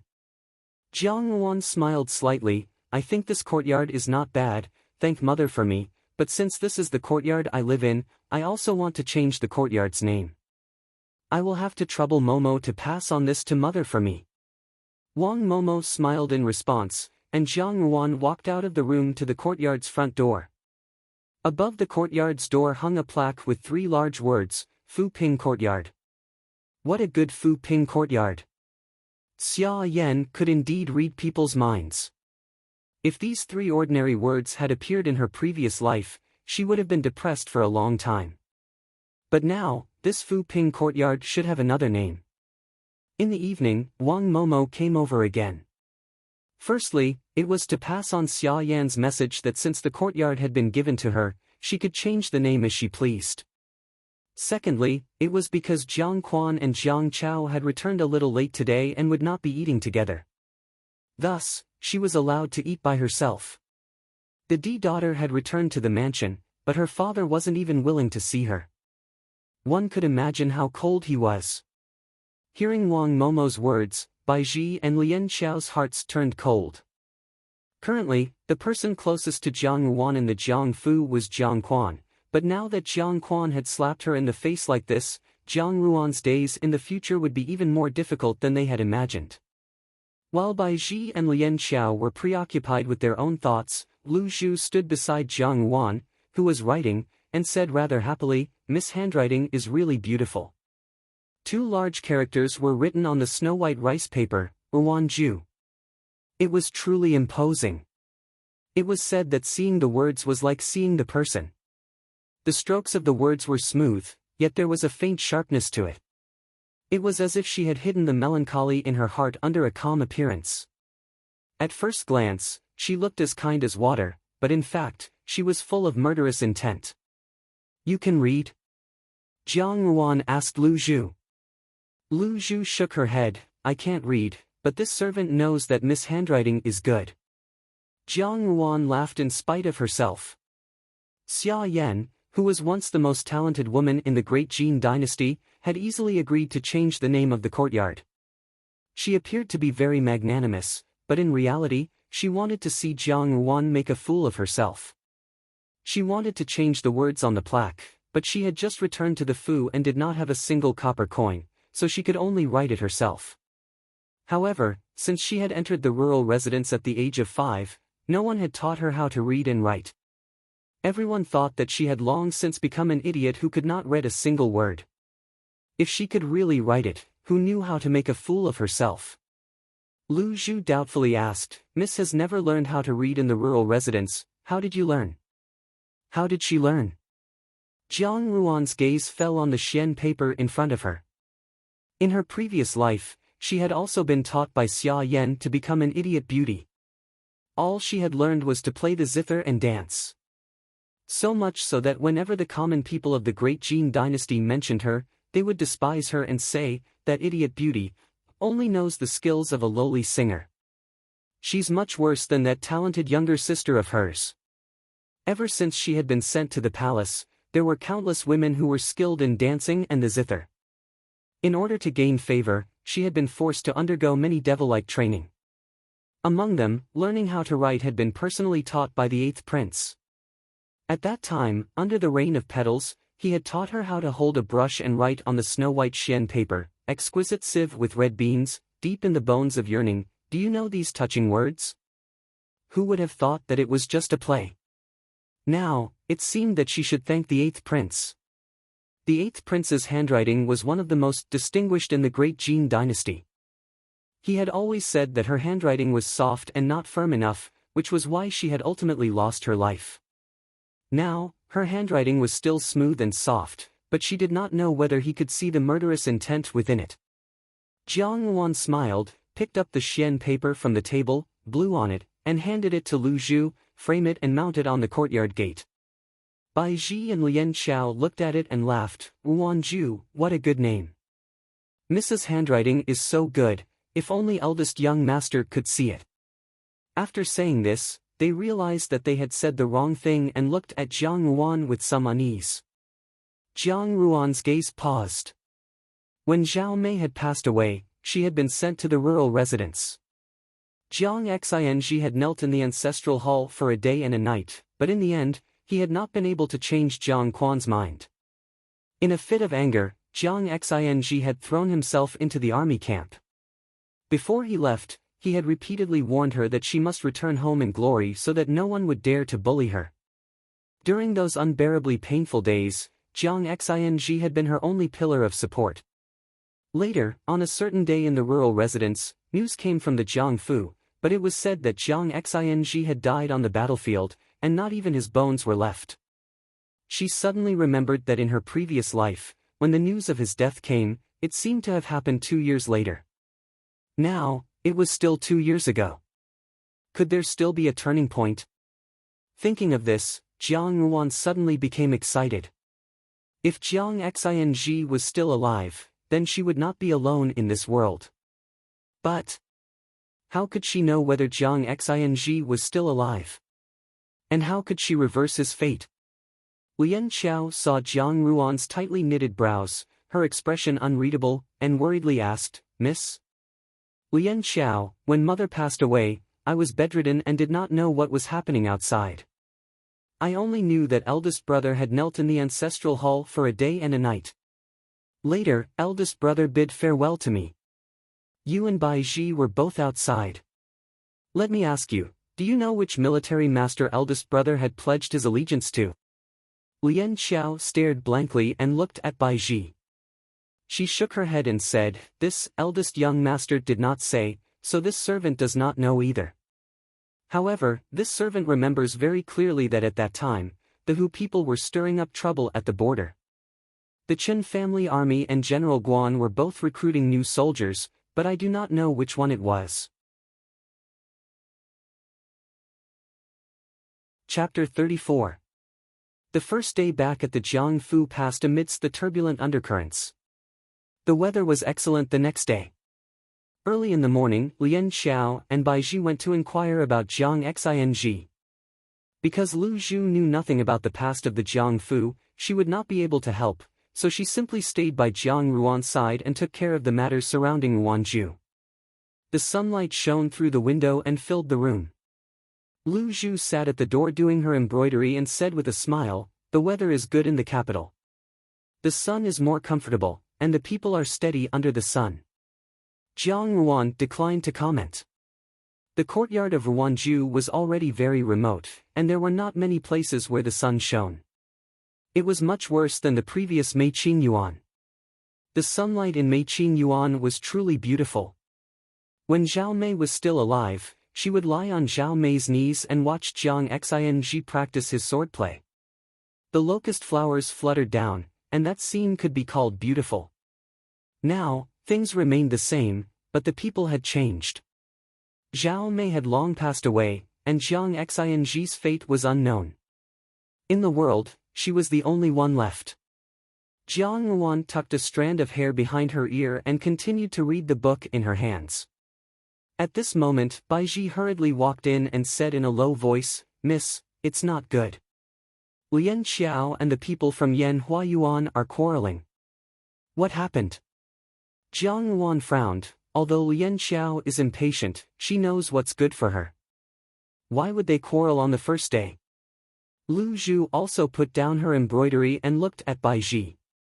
Bai Ji paused and looked at Jiang Ruan with some hesitation before saying with difficulty, "When Lian Xiao and I returned to the Fu, we saw the people from Yanhua Yuan teaching the servants a lesson. At first, we did not pay attention, but later, Lian Xiao saw that person's face. It was Zhou Momo. Wet nurse." Jiang Ruan was surprised. Zhou Momo was Jiang Xing and Jiang Ruan's wet nurse. She was someone that Zhao Mei had brought over from her maiden home. When Zhao Mei had passed away, the Fu had said that Zhou Momo, upon seeing that her mistress had passed away, begged to leave the Fu to retire. From then on, there had been no news of her. In her previous life, Jiang Ruan had never seen Zhou Momo again. But now, Baiji was saying that Zhou Momo was still in the Jiangfu. Lu Zhu was also an intelligent person. From the conversation between the two of them, she could sense the importance of Zhou Momo, so she said, "Why is Sister Lian Xiao fighting with them? Could it be that Zhou Momo is being bullied badly?" Baiji met Jiang Ruan's sharp gaze, and with great difficulty, she said, "Zhou Momo, she." When this servant and Lian Xiao saw her, she was pouring out night incense. The people of Yan Huayuan said that she had sprinkled the night incense on the new clothing that Furen was preparing to wear when meeting Zheng Ji Fei. They wanted to punish her by forcing Zhou Momo to eat what was in the bowl. Jiang Ruan's eyes narrowed, and her whole body abruptly emitted a wave of anger. Even Lu Zhu, who had never met Nanny Zhou before, couldn't help but cover her mouth and angrily say, "This is too much." Jiang Ruan frowned tightly, her eyes blazing with fury. What a Yan Huayuan, what a Xia Yan. Presumably, in her previous life, Zhou Momo had also been subjected to this kind of inhumane torture right under her eyes, but she had been completely ignorant of the pain. Now that Zhou Momo had reappeared in front of Baiji and Lian Xiao, it was most likely also Xia Yan's deliberate arrangement. To let her see that Zhou Momo was living a life worse than death in the Jiangfu, and then use Zhou Momo to attack her. Was this humiliation, or was it a test? Miss Lian Xiao has a fiery temper and started arguing with the people from Yan Huayuan. The people from Yan Huayuan are not easy to deal with either. They have the advantage in numbers. This servant thought that if this were to continue, Lian Xiao would be at a disadvantage, so I came back to look for you. Does Miss have any ideas? The people of Yan Huayuan will not take this lying down. Lu Zhu, go and fetch my clothes. Jiang Ruan closed the book on the table and stood up. Is Miss going to save Sister Lian Xiao? Lu Zhu deftly handed Jiang Ruan an outer garment as she asked, "Do you want to inform Master?" "There's no need." Jiang Ruan coldly said, "When he arrives, I won't be able to protect Lian Xiao."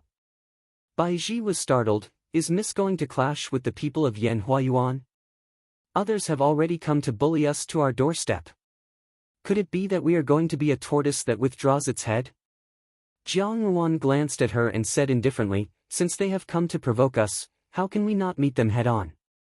The three of them quickly packed up and followed Baiji to the garden at the entrance of Yan Huayuan.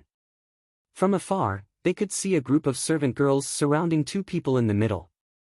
One was paralyzed on the ground, and the other was protecting the person on the ground. The air was filled with a strange smell. Two ceremonial buckets were placed not far away, and one of them was already tilted to the ground. Seeing Jiang Ruan and the other two, the surrounding servant girls did not move until Lian Xiao called out, "Mississippi." The leading servant girl turned her head and pretended to speak carelessly, "Why has eldest Miss come? The place of these lower-class people should not pollute your eyes. Eldest Miss should leave quickly." Jiang Ruan recognized this servant girl. She was Xia Yan's personal servant girl, Lin Lang. In her previous life, Jiang Ruan did not understand how Xia Yan, who was so gentle and well-mannered, could have such a harsh and sarcastic personal servant girl. But now, she understood that Lin Lang was actually Xia Yan's true self. What Xia Yan could not say, was all said through Lin Lang's mouth. For example, now, she was ridiculing Jiang Ruan. Jiang Ruan smiled slightly, "What you say makes sense, so you should leave quickly. Don't pollute my eyes." Lin Lang was stunned. When she saw Jiang Ruan, she asked doubtfully, "What, are you not a lower-class person?" Her tone was gentle, but her words were sharp. Her expression was smiling, but her coquettish eyes were like a cold knife. Lin Lang unconsciously took a step back. Jiang Ruan sighed. "It turns out that Lin Lang thinks that servant girls are upper-class people, so you beat and kill other servants." Nubi did not. Lin Lang was a little flustered. Jiang Ruan's words implied that she was a big servant bullying her master. In the Jiangfu, Although she was favored by Xia Yan, she could not bear the consequences of being a big servant bullying her master, eldest miss. Nubi really did not. Jiang Ruan smiled lightly and ignored her. She turned her head to look at Lian Xiao. Lian Xiao was surrounded by several servant girls. Her clothes were somewhat disheveled. Presumably, the argument just now had been intense. Jiang Ruan's face had a clear handprint. Jiang Ruan's expression darkened. She then looked at one of the servant girls' faces. The handprint was also vivid and lifelike. Lian Xiao was not someone who was willing to be at a disadvantage. The person lying on top of Lian Xiao had not said a word since Jiang Ruan arrived. He only hung his head and remained motionless, as if he was a lifeless sculpture. Only a head full of messy white hair and a thin, paper-thin winter clothing could be seen. Jiang Ruan reached out and placed her hand on the shoulder of the person on the ground. The moment her hand touched the person, she sensitively felt the other party tremble fiercely. Lian Xiao opened her mouth, but in the end, she did not say anything. Jiang Ruan looked at the middle-aged woman with her head hung low and gently said, "Nanny, don't be afraid. I am Ruan. I have returned." Chapter 35. The moment Jiang Ruan opened her mouth to speak, the person on the ground trembled, and finally slowly raised her head. Jiang Ruan held her breath and slowly clenched her fists. Zhou Momo's weather-beaten face was full of wrinkles, and she was so skinny that she looked like a bag of bones. Her cheeks, which used to be slightly blessed, were now deeply sunken. The most frightening thing was her pair of eyes. Only dry eye sockets were left, and it was clear that her eyeballs had been gouged out. Dewdrop let out an "ah," and immediately covered her mouth, unable to bear to look any more. This elderly woman had obviously gone through many painful experiences, and her whole body emitted a rancid and unpleasant smell. Her eyes were blind, and she could only raise her head blankly. Her lips wriggled as she said in a trembling voice, "Eldest Mississippi, it's me." Jiang Ruan did not care about the strange gazes of the people around her. She bent down and hugged Zhou Momo in her arms. Her eyes were as cold as ice, but her voice had a strange charm as she comforted, "Nanny, Ruan is back." Time seemed to rewind to a few years ago, when she and Jiang Xing were still young and ignorant children. Every time they made Zhao Mei angry, it was Zhou Momo who helped to mediate. When she and Jiang Xing got into trouble and were punished to kneel, it was also Zhou Momo who quietly went to the ancestral hall in the middle of the night to bring them food. Zhou Momo had no children in her entire life, and she treated them as her own. Now, the pair of loving and smiling eyes were only a pair of empty eye sockets. How could people remain indifferent? Lin Lang frowned. "Eldest miss, what are you doing? Don't dirty yourself. This servant has made a big mistake, and this servant needs to quickly punish her. If eldest miss has nothing else to say, please step back a little." Before Jiang Ruan could speak, Lian Xiao said, "Since Miss is here, the matter of the servants should be decided by Mississippi. How can a servant like you interfere with the matters of the masters?" Lin Lang smiled, and another servant girl beside her said, "What you said is wrong. We are all acting on the orders of the masters. Lin Lang Jiejia's master is Furen. Although eldest miss is also the master of the Fu, the one in charge of the household is Furen. No matter how old eldest miss is, you cannot surpass Furen. Eldest miss, please do not make things difficult for us servants." "You." Lian Xiao still wanted to speak, but Jiang Ruan had already spoken. "What you said is correct. It seems that all of you have come under Furen's orders to punish this servant who has made a mistake." In her arms, Zhou Momo's body was still trembling slightly. Jiang Ruan patted her shoulder and said with a smile, "You all acted on master's orders, and indeed, there was nothing wrong with that. However, I have some doubts. According to the Jiang Fu's rules, if a servant commits a mistake, he or she will have to eat the night incense.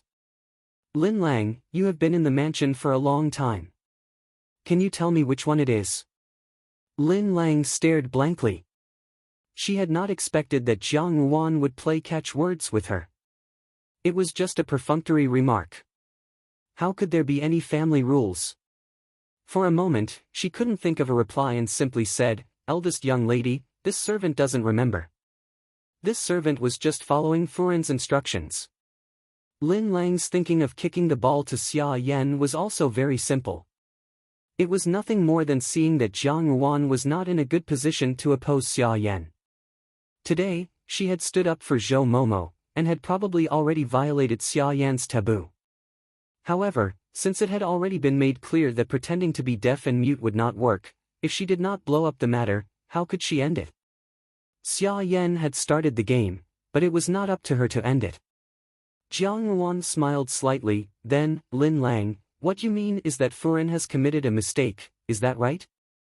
"This servant does not mean that." Lin Lang was somewhat anxious. "Eldest young lady, why bother over a mere servant?" Jiang Ruan shook her head. "What you have said is wrong. My Jiang family has a good reputation in the capital, and we cannot do things that confuse the public. Even if it is a servant, we cannot wrongly accuse or blame her. If she has committed a mistake, she must be punished strictly according to the family rules. Otherwise, how can we face justice? If anyone can be punished at will, wouldn't the Jiangfu be in chaos? Therefore, this matter must be clarified. What does eldest young lady intend to do?" Seeing Jiang Ruan's unyielding attitude, Lin Lang also sensed that something was amiss. She no longer pestered her, but her attitude was somewhat rude and unreasonable. Jiang Ruan was just about to speak when she suddenly felt the body of the person in her embrace sink. Zhou Momo had actually fainted. Her face darkened. "Bai Ji, bring Zhou Momo back to my courtyard, and immediately call for a physician." "Eldest young lady," Lin Lang stood in front of her, "this is unreasonable. She has not yet been punished, and she is also not a servant in eldest young lady's courtyard. I'm afraid that eldest young lady does not have this authority." "Lin Lang, do you have the authority to stand in front of me?" Jiang Ruan said coldly. "Bai Ji, hurry up and go." Lin Lang still wanted to stop her, but when she saw Jiang Ruan's cold expression, she could not help but stare blankly. She did not dare to say anything, and could only watch helplessly as Bai Ji supported Zhou Momo back to Ruanju.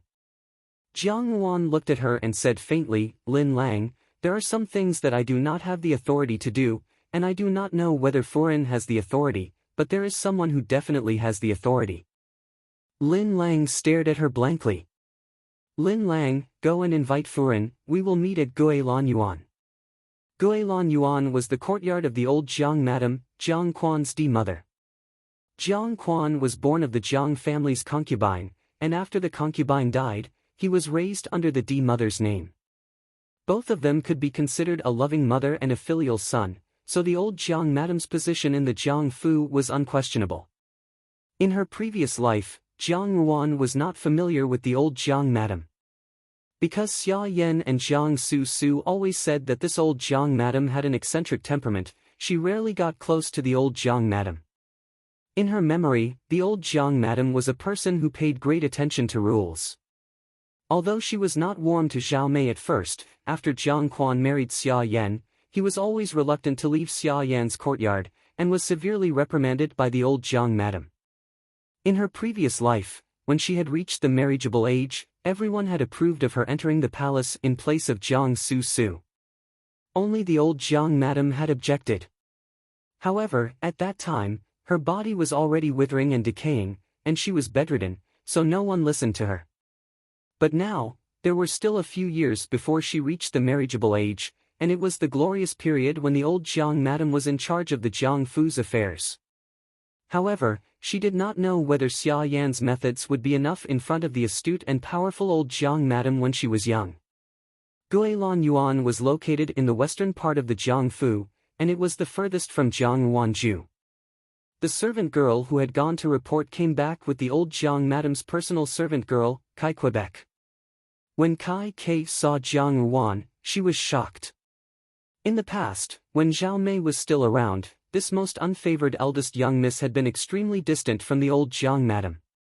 How was it that she had come to the old Jiang madam's residence so soon after returning to the Fu? Jiang Ruan smiled at her. Kai K Jijia, is Zuma still resting? The old madam has already woken up. Kai K put away the doubts in her heart and said amiably, Miss, please follow this servant. Jiang Yuan joked with her as they walked, I was also afraid that I would disturb Zuma's rest. I did not expect that Zuma would be so energetic and wake up so early. This makes me feel very ashamed. As she said this, one of her feet had already stepped into the room, and a refreshing sandalwood fragrance slowly drifted over. Looking ahead, an old madam with a head full of silver hair was currently leaning against the couch with her eyes closed, her hand holding a string of prayer beads in meditation. Chapter 36. Beside the old Jiang madam, Duan looked at Jiang Yuan and the others in astonishment. Kai K said softly, Old madam, eldest miss is here. The old Jiang madam remained motionless, her eyes still closed. Lu Zhu was a little uneasy, but Jiang Yuan did not express anything and remained standing in the same place. Kai K and Duan both stood quietly to one side. They did not speak, nor did they greet Jiang Yuan. Instead, they allowed Jiang Yuan to be ignored. Jiang Yuan's gaze was dull, and she quietly sized up the old madam. The old Jiang madam was somewhat different from what she remembered. At first, she had thought that the old Jiang madam was nothing more than an old-fashioned and harsh grandmother. Now, looking at her, there was not a single part of her body that was not rich and glorious. Her demeanor was serene, and there was a natural sharpness between her brows. Evidently, this woman who was chanting Buddhist scriptures was not as indifferent to everything as the Buddhist scriptures in her hand said. Time passed quietly, and the room was so quiet that even the sound of a pin dropping on the floor could be heard clearly. After an unknown amount of time, the old woman on the couch slowly opened her eyes and looked towards Jiang Yuan. Jiang Yuan returned the gaze with a serene expression, standing ramrod straight and respectful. The old Jiang madam narrowed her eyes and said indifferently, Why didn't you call me when you came? What are you doing standing there like a rock? When I came in, I saw Zuma meditating. When meditating, one must be single-minded, otherwise one's heart is not sincere. Jiang Yuan did not dare to disturb Zuma. Jiang Yuan smiled and said, But I still disturbed you. The old Jiang madam leaned to the side, and Duan hurriedly served hot tea. The old Jiang madam took the tea and took a sip, then tilted her head to look at Jiang Yuan and said, You are a patient person. Compared to Zuma, I am far inferior. Jiang Yuan humbly said, Yesterday, I returned to the Fu in a hurry and did not come to see Zuma. It is Jiang Yuan's fault. The old Jiang madam said indifferently, The matter of you returning to the Fu has caused an uproar in the capital. Yesterday, you must have been tired from dealing with it, so it was right that I did not come. The tone of these words was unclear, and the old madam's attitude was unclear. Jiang Yuan thought for a moment and said, No matter what, Zuma is still Zuma, you are still the old madam of the Jiang Fu, and Jiang Yuan's relative. Not having expected Jiang Yuan to say this, the old Jiang madam was slightly surprised. Lowering her head, she took a sip of tea and said, I have not seen you for a few years. Come forward, let me see you more clearly. Jiang Yuan obeyed and stepped forward. Kai K and Duan stood to one side, and their gazes also began to size up Jiang Yuan. The two of them had served Madame Dowager personally and knew her temperament. They knew what would happen today, but they did not expect it to be like this. There was no disgust or vulgarity. On the contrary, she was extremely calm. Her attitude was natural and unrestrained, without the slightest bit of timidity. He then looked at the girl who had walked a few steps forward. Her body was delicate and her back was perfectly straight. The sunlight shone on her bright and clean face, making her skin look even more white like jade. Her eyebrows were filled with affection, and a pair of watery eyes revealed a faint smile. There was a kind of gentle and firm feeling in them. Most importantly, as she stood in the room, she did not have the slightest trace of timidity and inexperience that a young girl should have. There was only a kind of settled steadiness, which made her bright and beautiful appearance appear noble and elegant. Kai K and Duan looked at each other and saw the astonishment in each other's eyes. This eldest miss had gone to the countryside to stay in the manor for a few years. How did she become so different? She seemed like a noble who had been carefully raised in the palace. Not only Du Wan and Kai Ke, but the old Jiang madam's gaze also became sluggish. Her sharp gaze bore down on Jiang Yuan, but Jiang Yuan's expression did not change in the slightest. She continued to smile faintly as she looked at the old Jiang madam. The old Jiang madam moved her eyes away and said faintly, older by a few years, more matured. Her expression was cold and indifferent as she suppressed the trace of astonishment in the bottom of her heart. She had lived for most of her life and could be considered to have an accurate judgment of people. The Jiang Yuan of today was like a completely different person from the past. Just that calmness alone was enough to cause Jiang Su to lose a great victory. However, she did not know what kind of opportunities Jiang Yuan had encountered in the manor. At such a young age, her aura already had a compelling momentum. I'm afraid you didn't come here today just to see your grandmother, right? Is there something else? The old madam asked. Earlier, before Jiang Yuan had arrived, a servant girl had already come to inform her of what had happened at the gates of Yan Huayuan. Jiang Yuan had proposed to look for her to resolve this matter. The old Jiang madam was also very astonished, but immediately understood in her heart that this eldest girl had never been able to gain Jiang Quan's favor, and her stepmother was also not a kind person. If she wanted to rely on her maternal grandmother, this could only be the only way out. However, if she wanted to curry favor with her so that she could help Zhou Momo, she would not be willing. Before Jiang Yuan could open her mouth, she heard a maidservant report from outside, "Furin has arrived." Immediately after, a clear and melodious voice rang out, "Zimu." Jiang Yuan did not turn her head, only to see a figure dressed in white running past her. The figure climbed up to the old Jiang madam's couch in a familiar manner and snuggled up to her side like a kitten, happily saying, "Zimu, look, I have brought your favorite almond cake." Finished speaking, as if presenting a treasure, the figure placed the straw basket in his hands on the table. "Sun Yang, look at you, what are you going to do if you disturb grandmother?" Xia Yan's voice sounded from behind her. Jiang Su pursed her lips, "What does it matter, grandmother will not blame me." "Pihu." The old Jiang madam reprimanded her, but a smile appeared on her face. "You do not know the rules. In the future, when you marry, won't people laugh their heads off?" "What is grandmother saying?" Jiang Su blushed and turned her head as if she had just discovered Jiang Yuan. She exclaimed in surprise, "De Jijie is also here." Jiang Yuan smiled and nodded. Jiang Su looked at the old Jiang madam, and then looked at Jiang Yuan. Suddenly, she said, "Zimu, did you and De Jijie whisper something behind Su's back?" Su also wants to listen. "De Jijie, what did you two do just now?" She blinked her eyes, which were as hazy as clouds and mist, full of intelligence and affection.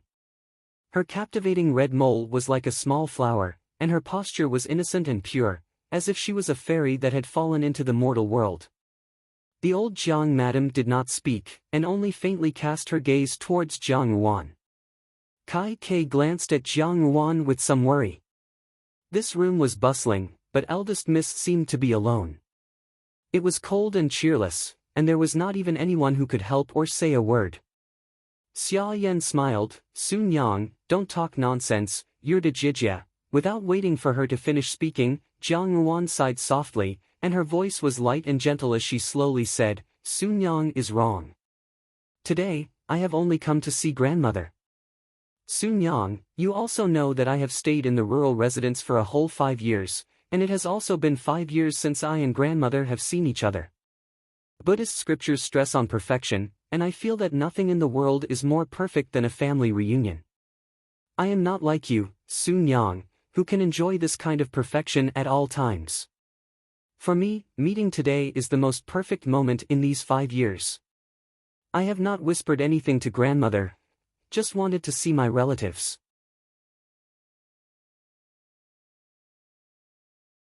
Chapter 37. The room was strangely quiet. Jiang Yuan calmly stood in the same spot with a faint smile on her face.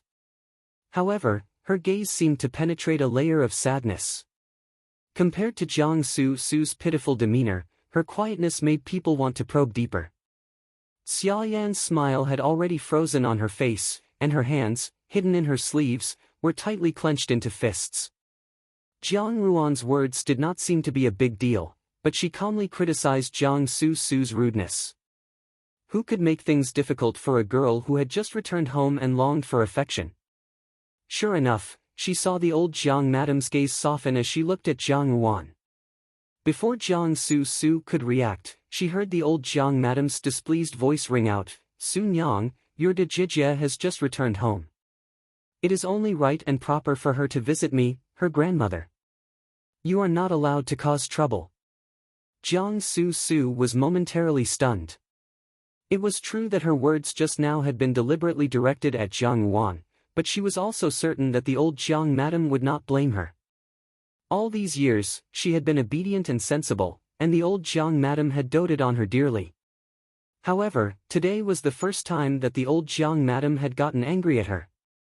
In the end, she was still young, so Jiang Su managed to cover it up with some difficulty. She smiled and said, "I'm sorry, eldest sister. Su didn't do it on purpose. Eldest sister, don't be angry, okay? You and I are sisters, how could I be angry?" Jiang Ruan replied gently. The old Jiang madam was even more satisfied and said, "You two sisters must support each other more. Eldest girl has done very well today." Xia Yan smiled as she stepped forward. "Ruan Yang is naturally a good person. However, Ruan Yang, I heard that Lin Lang had angered you today. It seems that it was because of a servant, yet you still want old Furin to stand up for you. What is going on?" Jiang Su was still nestled beside the old Jiang madam, but her posture was not as natural as when she had first entered the room. The old Jiang madam also looked towards her, obviously waiting for her to say something. Jiang Ruan then tirelessly recounted the sequence of events that had transpired outside Yan Huayuan. Her tone of voice was steady, and she even repeated her conversation with Lin Lang without missing a single word. She did not embellish her story, making it even more convincing. Finished speaking, she looked at the old Jiang madam. "Old madam, when mother passed away, I was bedridden. I only heard that Zhou Momo had left the Fu, but I did not expect to see her today. It must have been one of the daring maids who said the wrong thing. It's just that I don't know. Nanny Zhou is my wet nurse, how did she end up like this?" Xia Yan sighed softly. "Ruan Yang, you are still young, and there are some things that I do not wish to tell you. Actually, when Jijia passed away, Zhou Momo did not leave the Fu, but rather stole Jijia's jewelry and prepared to leave. The Jiang Fu cannot tolerate servants with dirty hands and feet. Moreover, Zhou Momo was your wet nurse. I was afraid that your illness would worsen due to your sadness and disappointment, so I discussed it with Leoi and decided to first punish Zhou Momo, and did not tell you." Xia Yan looked at her with sincerity. "Now that I've taught you, mother apologizes to you. It's just that this servant deserves to be punished. Even if you misunderstand me, I will not regret my initial decision." Kai Ke and Duan lowered their heads and listened quietly as they did not have the right to speak here. However, they were secretly thinking that the madam's words were indeed watertight. After her speech, the eldest young lady had nothing else to say. Jiang Ruan shook her head. "Although mother dealt with the servants of Meiqing Yuan on your own, and did not inform me in these 5 years, it was all for my sake. How could I blame mother?" Xia Yan's expression was somewhat unsightly, but when she saw that Jiang Ruan's expression was even more sincere than hers, as if she had not noticed the hidden sarcasm in her words, she felt even more stifled in her heart. Jiang Ruan continued, "However, there is still one thing that I do not understand, and that is, for a servant who steals their master's money and jewelry, it does not seem that they should be punished with such things as gouging out their eyes and eating night incense. The Jiang family is also considered a scholarly family, how could they do such a bloody thing? Gouging out their eyes and eating night incense?" Old Jiang madam frowned. "What's going on?" She was a person who prayed to Buddha and had her own opinions on certain matters. She had always turned a blind eye to Xia Yan's methods. She knew that Xia Yan was not a person who was easy to deal with, but she was not like this matron, who usually spoke softly and slowly, who could be so vicious towards a defenseless wet nurse. This had already touched her bottom line. Xia Yan's voice was still gentle, "It's not like that. Because Zhou Momo is Ruan Yang's wet nurse, I did not have the heart to punish her too harshly, so I sent her to the washroom." Who knew that Zhou Momo would still have the habit of stealing in the washroom? She quarreled with the other servants of the washroom, and her eyes were gouged out. The washroom could no longer tolerate her, and she could only do the work of removing night incense. "So that's how it is," Jiang Ruan said thoughtfully. "Where is the person who gouged out Zhou Momo's eyes now?" "They have already been beaten and expelled from the Fu." Xia Yan said, "As for eating night incense, that was that girl Lin Lang's own idea. I have already ruthlessly taught her a lesson." With this series of actions, it appeared that she was virtuous and considerate, and that she also took the overall situation into consideration. There was not a single aspect that was not right, it was all Jiang Ruan's fault. Jiang Ruan smiled faintly. "Mother is truly kind. If it were me, I would not have done any better. However, since Zhou Momo's crime is not to this extent, and now that I have returned, she can still be considered as my Mei Qing Yuan, no, Ruan Ju's person. Can mother make the decision and grant Ruan Yang's request?" Without waiting for Xia Yan to speak, Jiang Su had already called out, "Dijie, you want Zhou Momo to return to your courtyard, aren't you afraid that she will steal things?" "Ruan Yang, I know that you are a kind-hearted child, but Zhou Momo's moral character is indeed not suitable to accompany you. Moreover, she is blind, and in Ruanju, she would only be an idler. Could it be that you want to raise a servant to serve you? Wouldn't the Jiang Fu become a joke? Doesn't old madam also think so?" "That's right." Old Jiang madam nodded. Jiang Ruan said, "It is precisely for the Jiang Fu that I am doing this.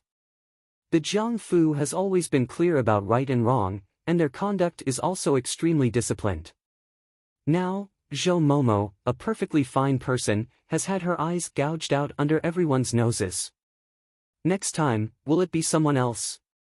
Will it be more than just a pair of eyes? If this gets out, how will everyone view our Jiang Fu? They will only say that the Jiang Fu is in a mess, and that mother has not managed the household well. If Zhou Momo's hands and feet are really unclean in Ruanju, I will be the first to send her to the yamen. If she can turn over a new leaf, it can be considered as fulfilling the fate of master and servant. Moreover, it is not that a blind person cannot do anything. In this world, there are many things that are born blind, but they still live well, don't they?" Seeing that the old Jiang madam's expression had somewhat loosened, and listening to the overt and covert mockery of her having not managed the household well, Xia Yan frowned, "But this does not make sense." "Mother," Jiang Ruan interrupted her words, and indifferently said, "Everything has a cause and effect. Even if it is for the sake of good karma in the next life, it is best not to increase evil karma in this life." Chapter 38. The old Jiang madam had always believed in Buddhism. After hearing Jiang Ruan's words, she said, "Eldest girl is right, the Jiang Fu is not without consideration for others' feelings. Someone's eyes were gouged out right under your nose. In the end, it is your fault as the housekeeper's wife. Since she is only a servant, there is no harm in placing her in the courtyard. In any case, she is her person, and she can do as she pleases." Jiang Ruan smiled, "Thank you, Zumo." Xia Yan stared blankly for a moment, then quickly smiled and said, "Since mother has said so, it would not be good for me to be meddlesome. However, what does Ruan Yang want her to do after bringing her into the courtyard? Is it also to arrange for night incense to be poured?" Jiang Ruan laughed in spite of herself, "Mother worries too much. Zhou Momo is now Ruanju's person, so she will continue to serve as a Momo." Xia Yan's gaze flickered, "Ruan Yang, you are an unmarried woman. If the Momo serving you is blind, it would not be good for outsiders to see." "Why not?" Jiang Ruan said, "In this world, not everything is based on appearances." "All right." The old Jiang madam seemed to be impatient. "Eldest girl is still young and does not need any face. It is fine as long as the servants are comfortable. It is still too early to worry about this. She looked at Jiang Ruan's appearance and frowned. In a few days, Assistant Minister Shen's Furen is having a birthday celebration and has invited the Jiang Fu's young ladies. As a mother, you should not only care about the matters of the courtyard. It is more important to buy some new clothes for eldest girl as soon as possible. Take a look at what eldest girl is wearing now. If others see it, they may say that our Jiang Fu is treating the D daughter harshly. Ever since Jiang Ruan had returned to the Fu, she had changed her clothes. She was still wearing a dark green lined jacket. Although her appearance was bright and beautiful, even her old clothes seemed to have gained some color. When compared to Jiang Su, it was immediately obvious who was superior. Jiang Su's clothes were mostly white, and the decorations were extremely simple. At first glance, she looked simple and elegant. However, upon closer inspection, the materials used were all expensive silk and satin, and the embroidery on them were all top-notch. Although there were not many jewelry, the few simple pieces were worth a lot of money. At first glance, one could tell that a noble family had meticulously raised a good young lady with a refined temperament. Ruan girls' teachings are actually inferior to Li girls. As the D mother, you should also pay attention, the old Jiang madam lectured. Xia Yan said guiltily, it's all your daughter-in-law's fault. These few days, Ruan Yang will be coming back, and your daughter-in-law has forgotten about the Jiang Fu's affairs. Later, your daughter-in-law will ask the tailor of Rui Lu to come over and take Ruan Yang's measurements to make some new clothes.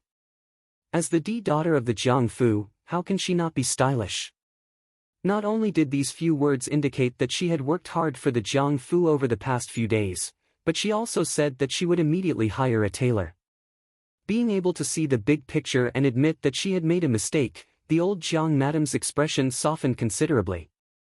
After a few more words of admonishment, Jiang Ruan and the others left the room. Jiang Su called out to Jiang Ruan at the door, "Did Jijia, don't you want to go to Su's courtyard for a while?" Jiang Ruan replied, "Another day, there are still some things that have not been properly packed." "Does eldest sister not like me?" Jiang Su was somewhat at a loss. Did Su do something wrong? How could this be? Jiang Ruan's expression was somewhat astonished, and her tone became increasingly gentle. "I am your eldest D sister, and you are my younger sister. How could I not like you? Don't think too much." Jiang Su's expression was sluggish for a moment before she raised her head and said, "If eldest sister says so, then I am relieved. In a few days, when we go to Miss Shen's Fu, I will also take good care of eldest sister." After Jiang Su left, Lu Zhu looked at her back before saying, "Miss, why does second miss feel so strange?" "What's strange?" Jiang Ruan asked. Lu Zhu thought for a moment. "I don't know, but I just feel that she and Furen's temperament is a little too good. Just now, Miss was like that. If it were anyone else, they would have been angry, but second Miss and Furen were all smiles and very amiable. How can there be such people in this world? Even a clay figurine has 3 parts of its soil." Jiang Ruan smiled slightly. Xia Yan was educated and reasonable, while Jiang Su was elegant and refined. Both of their reputations were their burdens. It was destined that for the sake of their own noble appearances, they would not do anything that would be beneath their status, and would always be generous and appropriate in front of outsiders. Just now, she had repeatedly emphasized her status as the eldest D daughter. She wondered how hard it was for Jiang Su to hold it in. However, this was only the beginning. Xia Yan's movements were also fast. In the afternoon, the tailor of Rui Lu arrived at Ruanju. The tailor of Rui Lu was a young woman named Lu Rui. Rui Lu was considered one of the best ready-made clothing stores in the capital. It specialized in making clothes for the young ladies of the capital's aristocratic families. Some time ago, the matter of the Jiang family's young lady had caused an uproar in the capital. Lu Rui was also very curious about this Jiang family's young lady. When she arrived at Ruanju, she saw the 2 large words on the signboard at the courtyard's entrance, Ruanju. It was truly imposing. The handwriting was elegant and unrestrained, like a sharp sword that had not been unsheathed, containing a faint sharpness. Lu Rui usually did business for wealthy families, so she was quite knowledgeable about the four treasures of the study. At this moment, when she saw this piece of calligraphy, she could not help but sigh in admiration. Ever since she had come to the capital to praise the eighth prince's elegant and unrestrained handwriting, she felt that the words on this signboard were not inferior. Lian Xiao, who was leading the way, saw that Lu Rui kept staring at the signboard at the courtyard's entrance. She smiled and said, "This was written by my young lady." Lu Rui smiled and said, "Good handwriting."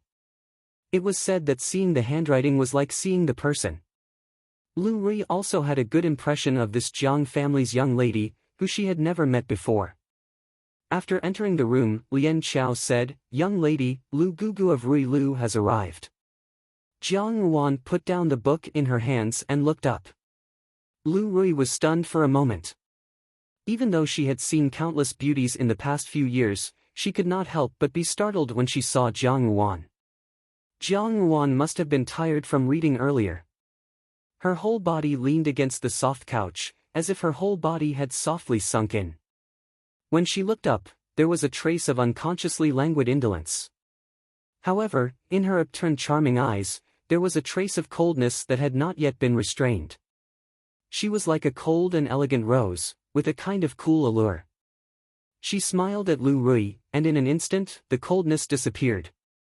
She was as warm and beautiful as spring water. Lu Gugu. Lu Rui also put away the amazement in her heart. She smiled and said, "I have come to make clothes for Miss Jiang. Here are a few bolts of satin. Miss Jiang can choose one first." There were several batches of satin on the table, all of them made of high-quality silver thread. The colors were clear after rain, fragrant autumn, honey peach, bright pink, and light yellow. All of these were the colors that young women liked. The few bolts of satin that Xia Yan had specially chosen for her were all bright and vibrant in color. It was impossible to pick out any flaws. However, if she were to wear such clothes, she would definitely become Jiang Su's foil. This was because the brighter the color, the more Jiang Su's white clothes would seem like a fluttering fairy. Jiang Ruan pointed to a bolt of bright red satin in the middle and said, "That one." Chapter 39. Lu Rui looked at Jiang Ruan with some astonishment, as if she had not expected her to choose such a brightest piece of satin. She thought for a moment, then smiled and said, "Eldest Jiang Mrs. Skin is naturally fair, and this red suits you very well." Jiang Ruan smiled and said, "Shopkeeper Lu, Sun Yang must have chosen white satin." "That's right, second Jiang Miss has always liked plain and clean clothes." At this point, Lu Rui suddenly understood. When she looked at Jiang Ruan again, her gaze was different. Everyone in the capital says that second Jiang Miss is incomparably elegant, like a fairy. Now that I look at it, eldest Miss is the queen of beauties. Lu Rui sighed in her heart. This eldest Jiang Miss was born with an exquisite heart. Originally, bright colors would be gaudy in Jiang Su's simple elegance, but if it was replaced with a fiery red, and if the person wearing the clothes was naturally not ordinary, it would not be easy to suppress the limelight. Second Jiang Miss wanted to be the focus of everyone, but she did not know that she had quietly become a foil for others.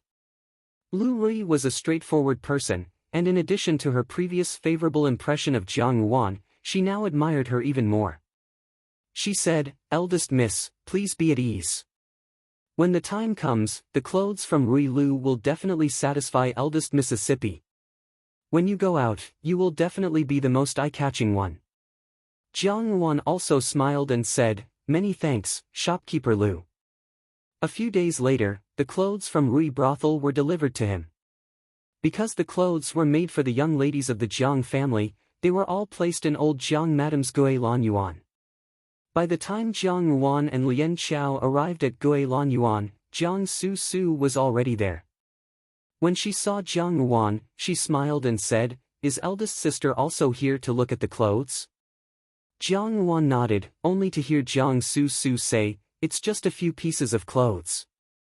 Zumo insists on letting the sisters gather together. Every time, it's the same, and the clothes are also the same. What's there to look at? She spoke naively and romantically. She had the appearance of a fairy, but she had no interest in jewelry or clothes, and there was not a trace of the mortal world. Such a woman didn't seem to belong to the world of mortals. She was born to be protected in the palm of someone's hand and live an innocent life. In her previous life, Jiang Su's name had spread throughout the capital, but she was not like other women who coveted fame and wealth. There was not a single person in the world who did not praise her. Jiang Yuan had also once thought that this younger sister of hers did not understand these worldly affairs. It was not until the last moment of her previous life that she understood that it was not that Jiang Su did not have any desires, and it was not that she had abandoned the fame and wealth of this world like a pair of worn-out shoes. Rather, what she wanted had always been the highest position, and everything else was beneath contempt. In this life, Jiang Su was still young, but he didn't know if she had that kind of willpower now. When the old Jiang madam heard Jiang Su's words, she jokingly scolded, "Which young lady doesn't like to dress up? You, on the other hand, are so plain and clean like a little girl all day long. You're already at the age of a flower, yet you don't like to wear bright colors." Although she said this, the old Jiang madam's eyes were filled with satisfaction. Obviously, she also thought that Jiang Su's plain and clean clothes made her appear more refined. Jiang Su frowned, "I don't like those things. I heard that Dejia asked for red satin, is that true?" Jiang Yuan nodded, "Yes, now that the new year has just passed, I want to wear something more festive." This reason was understandable, so Jiang Su couldn't say anything more. While they were waiting, Jiang Li and Jiang Dan walked in one after the other. The two of them bowed to the old Jiang madam and stood to one side. In front of the old Jiang madam, Jiang Li could still be considered well-behaved. Apart from her somewhat arrogant gaze when facing Jiang Yuan, she could not find a single flaw in her behavior. Jiang Dan's expression was timid, and she somewhat helplessly held on to the hem of her clothes, as if she was very uncomfortable with the situation of everyone gathered together. After a while, Kai Kei, who was by the old Jiang madam's side, walked in with a chest in her hands. She smiled and said, "Shopkeeper Lu of Rui Lu said that these 4 pieces of clothing will be produced first. After a few days, the spring clothes will be produced, and at that time, eldest miss will be able to pick some materials." Among the 4 young ladies of the Jiangfu, Jiang Yuan had the fewest clothes, and they were all old clothes that had been brought over from the rural residence. Naturally, the old Jiang madam would not allow her to wear such clothes out of the house. First, she had gone to a tailor shop to buy some new clothes, and when the weather was better, the clothes for the 4 seasons of spring, summer, autumn, and winter would have to be remade. Jiang Li's gaze paused, and she fiercely glared at Jiang Yuan. The dissatisfaction on her face was very obvious, but due to the old madam's presence, she did not say anything in the end. Kai Kei opened the small chest. "Young ladies, come and pick." The clothes were all neatly folded and placed in the exquisite wooden chest specially made by Rui Lu. Jiang Su glanced at Jiang Yuan. "Dejia, you can choose first." Jiang Yuan shook her head. "I am the eldest, Dan Yang, you can choose first." Kai Kei said with a smile, "These are all ready-made clothes, it is the same to choose sooner or later." As she said this, Jiang Su became embarrassed and said, "That's true, then I will choose first."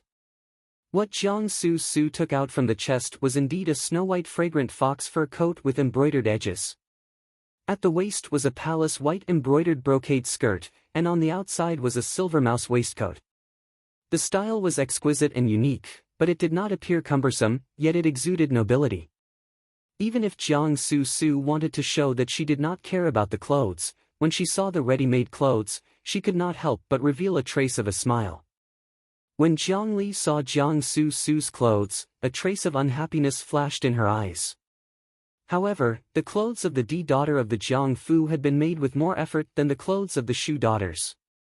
Moreover, Jiang Su was so doted on, so even if she was unwilling, Jiang Li did not dare to say anything. Jiang Li's clothes were a light purple embroidered, narrow silver jacket, paired with a lotus green crepe skirt, and gold plate buttons, which made her look very attractive. On the other hand, Jiang Dan's clothes were a camellia yellow, tight-fitting cotton-padded jacket, and an onion yellow silk cotton-padded skirt.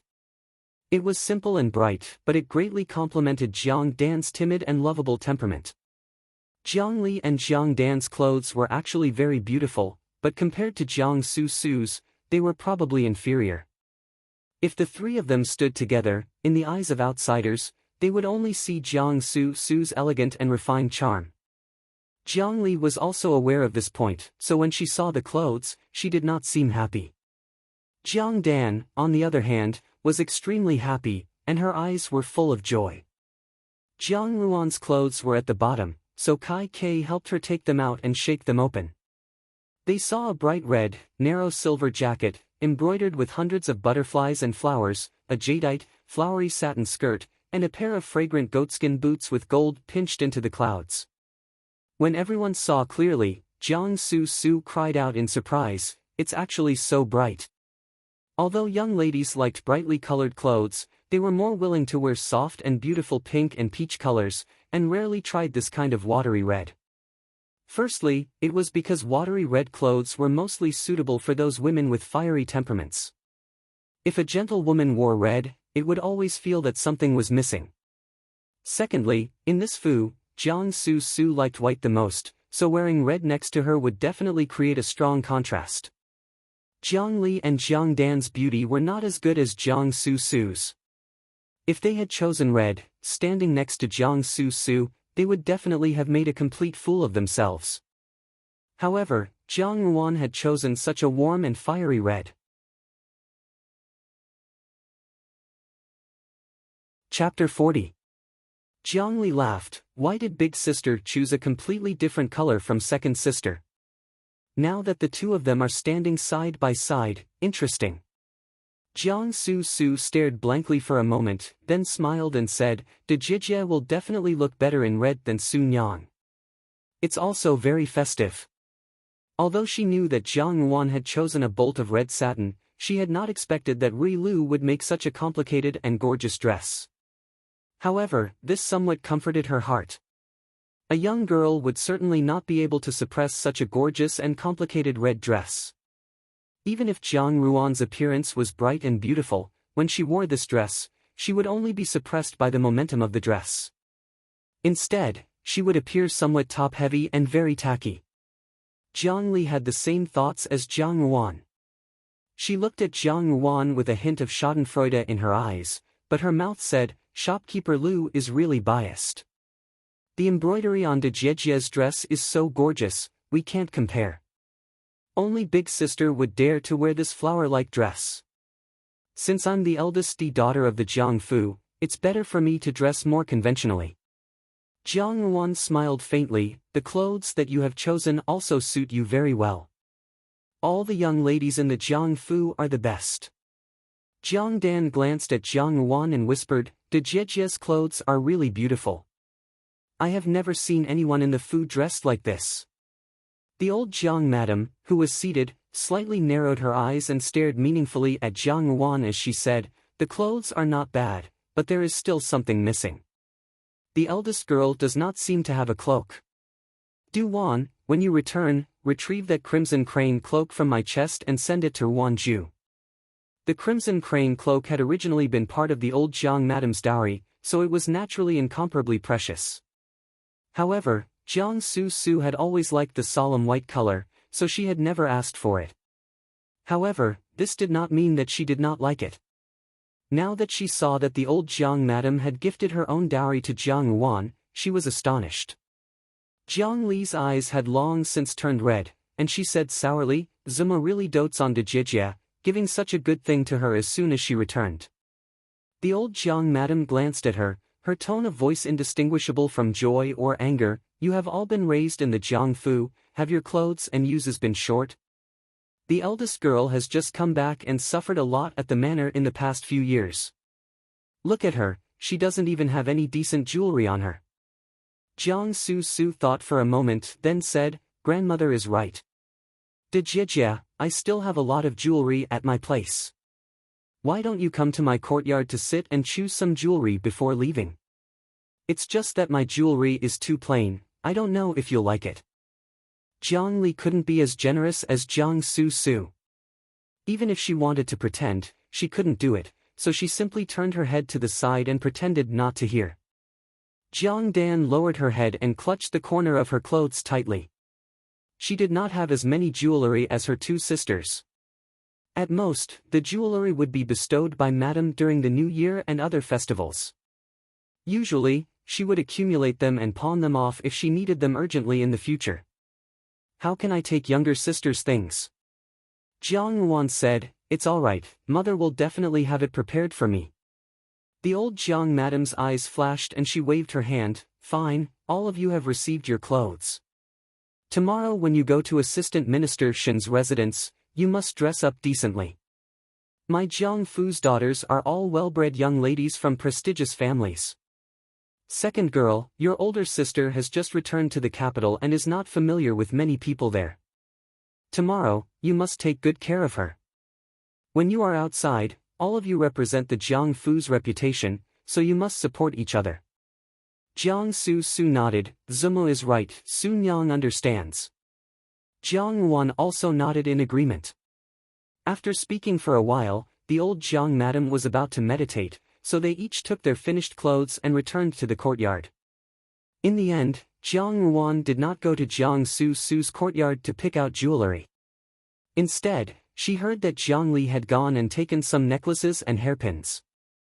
Jiang Su Su was not stingy towards Jiang Li when it came to jewelry. Perhaps it was because Jiang Quan had never been short of her. When night fell, the old Jiang Madame's personal maid, Kai Kei, delivered a crimson crane cloak. At the same time, she also brought a box of jewelry. She said that it had been bestowed by the old Jiang Madame and instructed Jiang Yuan to dress up decently tomorrow. Jiang Yuan did not decline and smiled in agreement.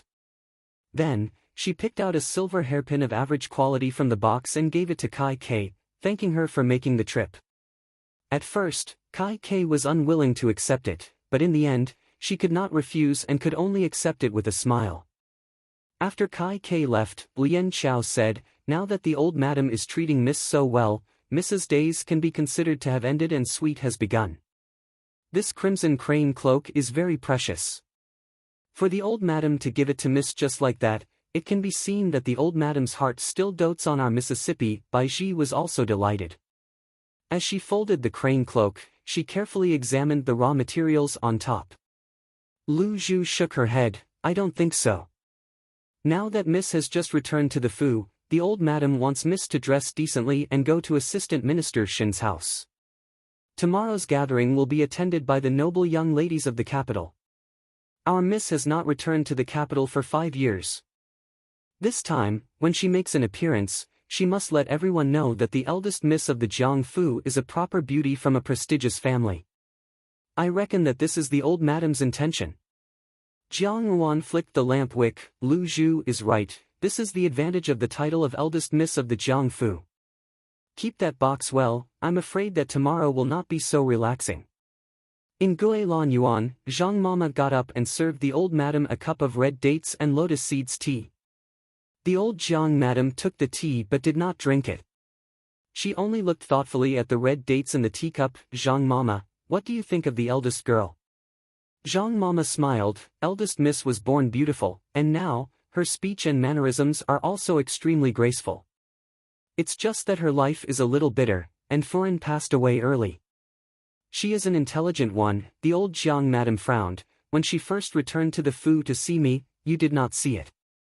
This girl's manner are actually like that of a noble from the palace. In the past, she was timid and docile, but now her temperament has changed, and she is not like her biological mother.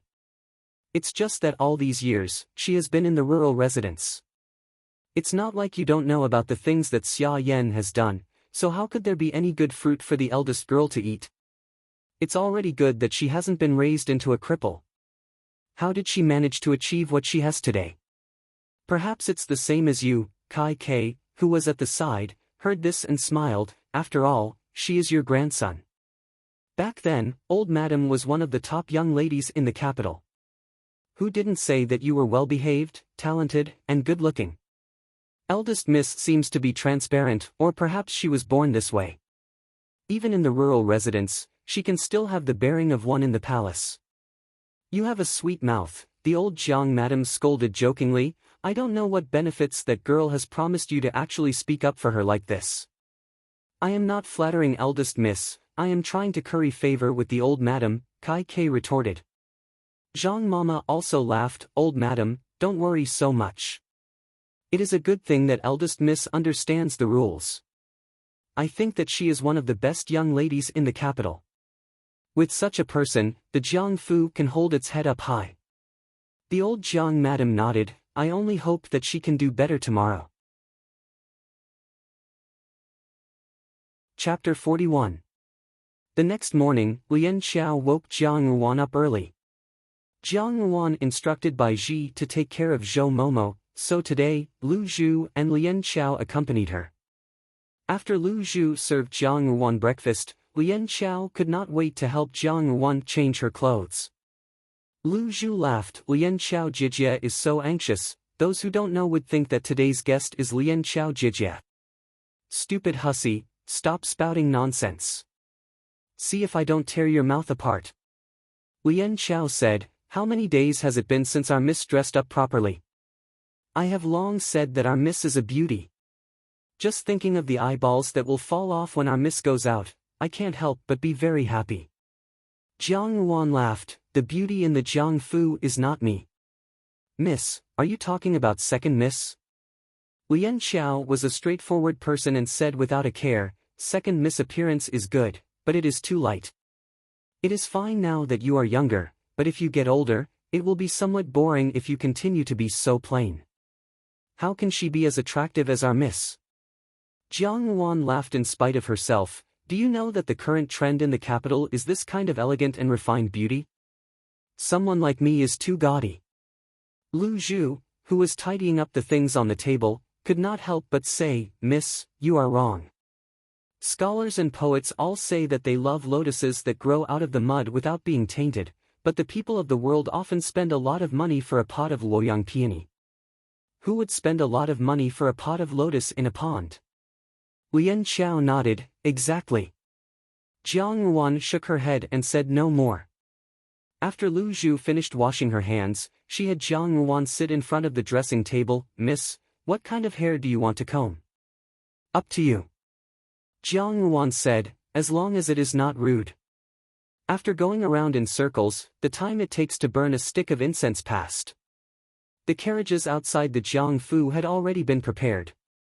There were 2 carriages, one for Jiang Su Su, Jiang Ruan and Xia Yan, and the other for Jiang Dan and Jiang Li.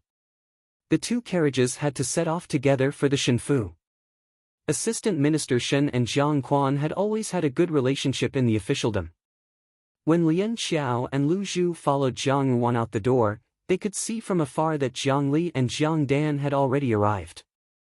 The 2 of them were standing beside Xia Yan and talking to Jiang Su Su. Jiang Li was the first to see Jiang Ruan and said with a smile, De Jijie has such a great reputation, to actually make mother and sisters wait for so long. It's Jiang Ruan's fault, Jiang Ruan said with a smile, after all, it's the first time I've entered the Shenfu since my return. I looked for the Momo in the courtyard to ask about some things, so that when the time comes, I wouldn't be lacking in etiquette and others would only say that our Jiang Fu's people don't understand the rules. Xia Yan smiled amiably, what's the point of saying all this? Ruan Yang's attire today really makes it hard for people to recognize her. She's so beautiful. At the same time, Jiang Li and Jiang Su Su's eyes shone with a strange light. Embroidered with 100 butterflies and adorned with flowers, a bright red satin jacket, a jadeite floral satin skirt, and a pair of fragrant red sheepskin boots with gold pinched into the clouds.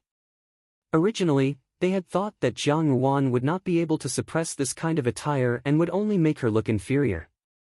Who would have thought that Jiang Ruan would be so compatible with this attire, as if this attire had been made for her? There was not the slightest trace of restraint, instead, that incomparably warm red color exuded a kind of nobility and calmness, and then flowed with a faint charm, causing people to be unable to help but stare blankly.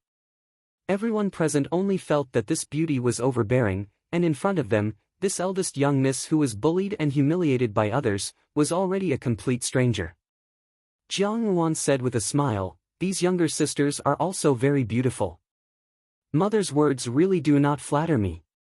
After this warm and affectionate conversation, the few of them each boarded their own carriages. After Jiang Su boarded the carriage, she nestled in Xia Yan's embrace, watching Jiang Yuan out of the corner of her eye. She had originally thought that with the three of them squeezed in the same carriage, Jiang Yuan would definitely feel uncomfortable. Who would have thought that when Jiang Yuan boarded the carriage, she would hold a travel book in her hands and read it, her gaze peaceful. This caused Jiang Su, who had wanted to speak, to be unable to say anything. The journey was peaceful, and after an unknown amount of time, the carriage stopped in front of the Shinfu. The few of them alighted from the carriage, and the manservant leading the way at the Shinfu's entrance came out to welcome them. Xia Yan handed over an invitation, and very quickly, a stout old mama walked out from the door and said with a smile, "Jiang Furen has arrived, our Furen has been waiting for you for a long time." Xia Yan smiled in response, and after walking for a while, she was led into the hall. As expected, Shin Furen was already waiting with tea.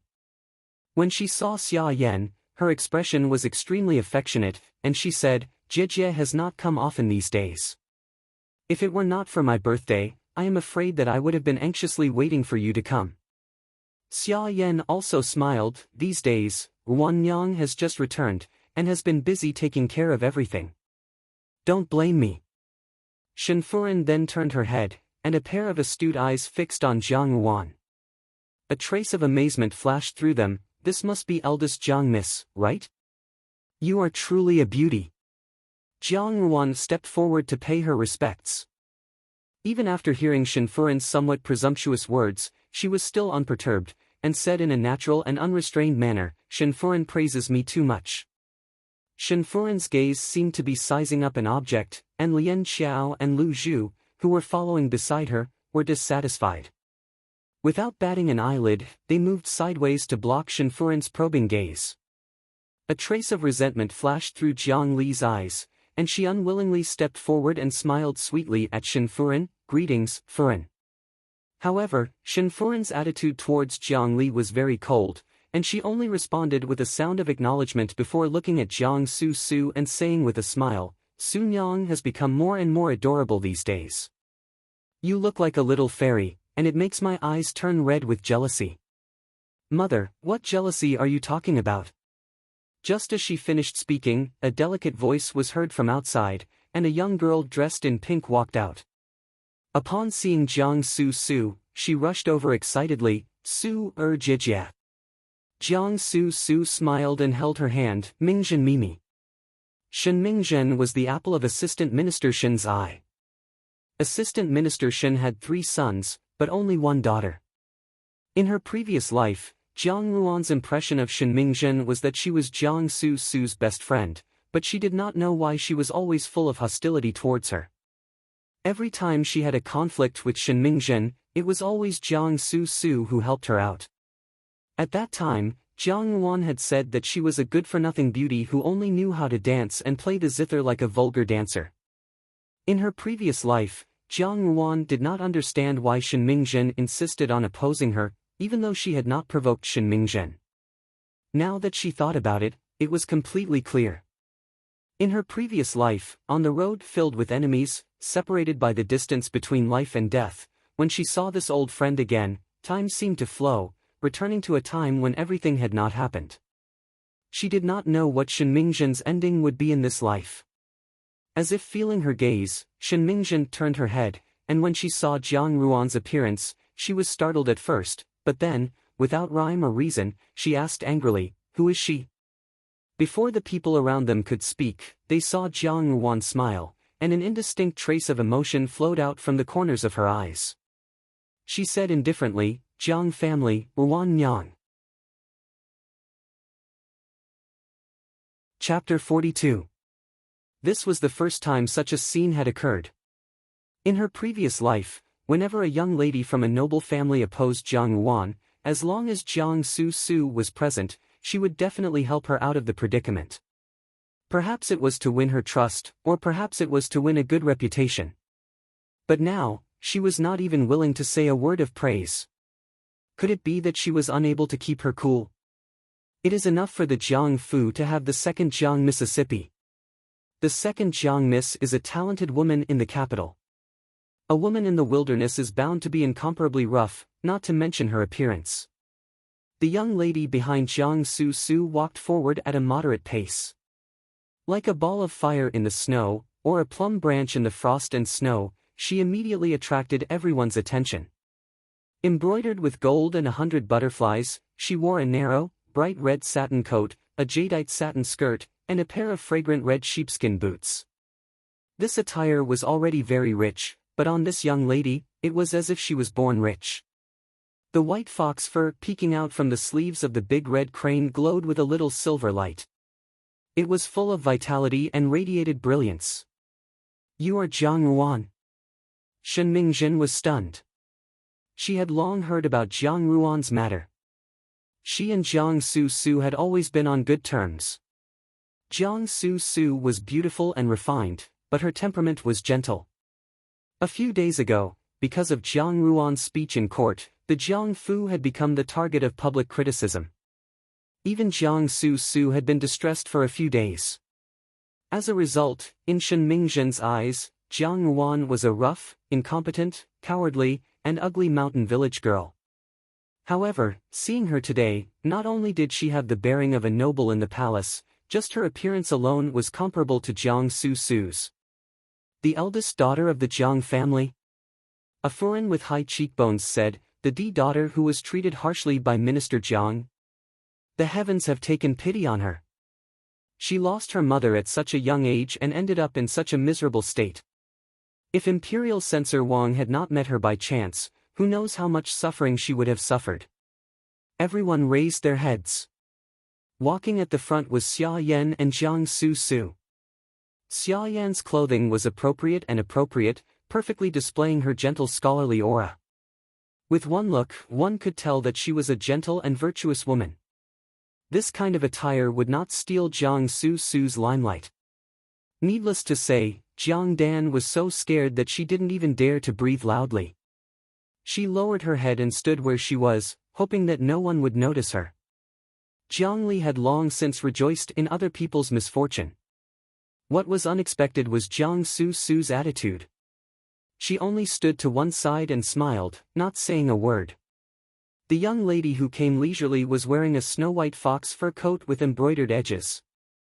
The coat reached her waist, making her figure even more graceful and moving. Below her waist was a palace white embroidered brocade skirt.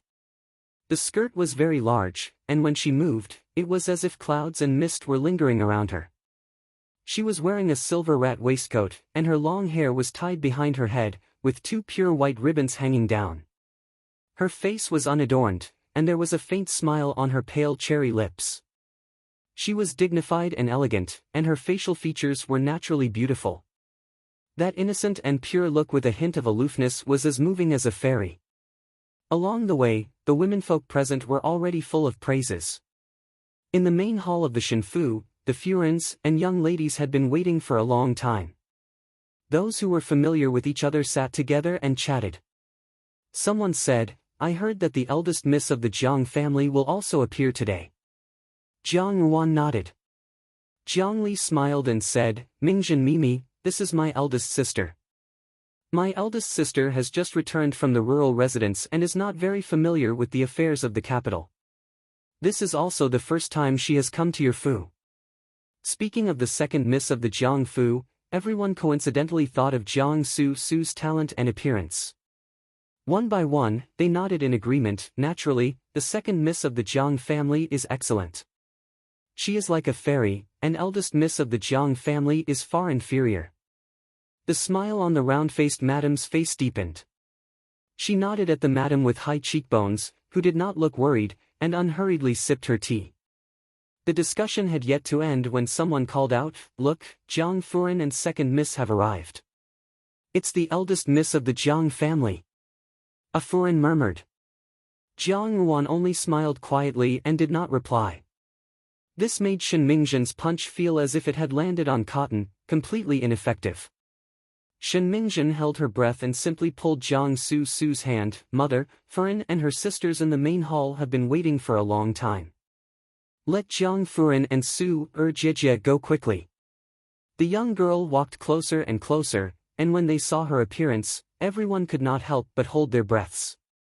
She was naturally fair, and under the light makeup, she was actually like the finest mutton fat jade. Her lips were even redder, resembling the reddest clouds in the morning. Her eyes were pitch black, and as the splendor circulated, they were as charming as the spring sun. However, when one took a closer look, one would feel that those upturned eyes seemed to contain a trace of ice-cold mockery.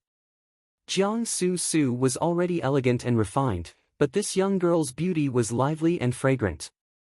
Although Jiang Su was already elegant and refined, this young girl's beauty was lively and fragrant. Everyone, who was used to seeing fairies, felt their eyes light up. It was as if they could see a nimble spirit emerging from the flowering shrubs, brushing aside the flowers and brushing away the willows. The woman next to her smiled and said, although she is a pitiful person, I have heard that her 8 characters are the bane of her marriage. Minister Jiang is usually just, so there must be a reason for this. This woman had a round plate face, and her smiling eyes formed slits. She was simply like the benevolent and affluent bodhisattva in the temple. She looked amiable and amiable. She continued, it's just that she grew up in the rural residence. How can it be compared to growing up in the Fu? Her conduct is certainly inappropriate. She is not as outstanding as the second miss of the Jiangfu. She emphasized this, and a trace of contempt flashed in Shen Mingzhen's eyes. She said, the capital is different from the rural residence. Miss Jiang must look carefully. Eldest Jiang Miss and second Jiang Miss standing together, the contrast is too stark. For Jiang Su, this was a common occurrence, but today was different, because the people behind Jiang Su quickly attracted the attention of the people. Shen Mingzhen was arrogant and despotic, and only mentioned Jiang Su and Xia Yan in her speech. This was a rude thing, but Shen Furen did not blame her and only smiled in response. Obviously, this was already a common occurrence. Shen Mingzhen was indeed the pearl in the Shen Fu's palm, spoiled since childhood. Lu Zhu and Lian Xiao's faces flashed with indignation. While this side was fighting openly and covertly, Xia Yan was only chatting and laughing with Shen Furen, seemingly not paying attention to this side. Naturally, she would not speak up to help. The most astonishing thing was that when she stood next to Jiang Su, their grace was on par with each other. If one were to look closely, they would feel that the elegant and refined fairy, in front of this lively and fragrant elf, suddenly lost some of her luster. That incomparably pure Snow White was slightly inferior to this passionate and unrestrained red. Looking at the young girl's movements, her skirt did not move in the slightest, her hands were folded neatly in front of her chest, and her hair was also motionless. Under her bright and dazzling appearance, there was a quiet and noble elegance. This kind of unique charm rarely appeared on a young girl, and it only made people feel that it was rare. Chapter 43. Xia Yan's and Jiang Su's expressions changed at the same time. The Furens had already started whispering, what kind of wild village girl is this? From her bearing, she seems to have come from the palace. Exactly, she looks about the same as second Jiang Mississippi. How could she be so bad? Her appearance is also good. She's even more beautiful than second Mississippi. For the first time, everyone's focus was not on Jiang Su. Jiang Ruan continued to stare steadily forward. Her expression did not change and she wore a slight smile on her face, as if this was not her first time in the Shinfu.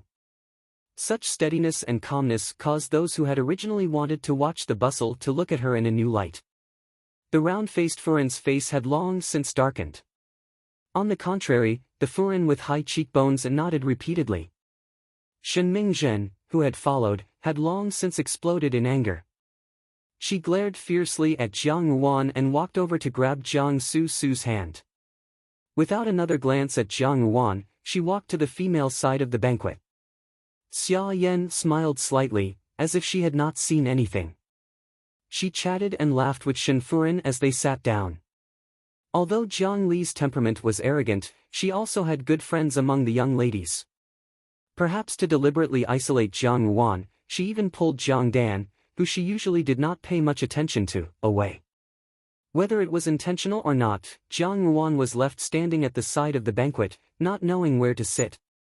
Although the Furens and young ladies were amazed by Jiang Ruan's appearance and bearing, all the guests present were familiar with Shen Furen. Naturally, they had to maintain a friendly relationship with the Jiang Fu. The current Furen of the Jiang Fu was Xia Yan and not Zhao Mei. Those who knew would not take the initiative to help Jiang Ruan out.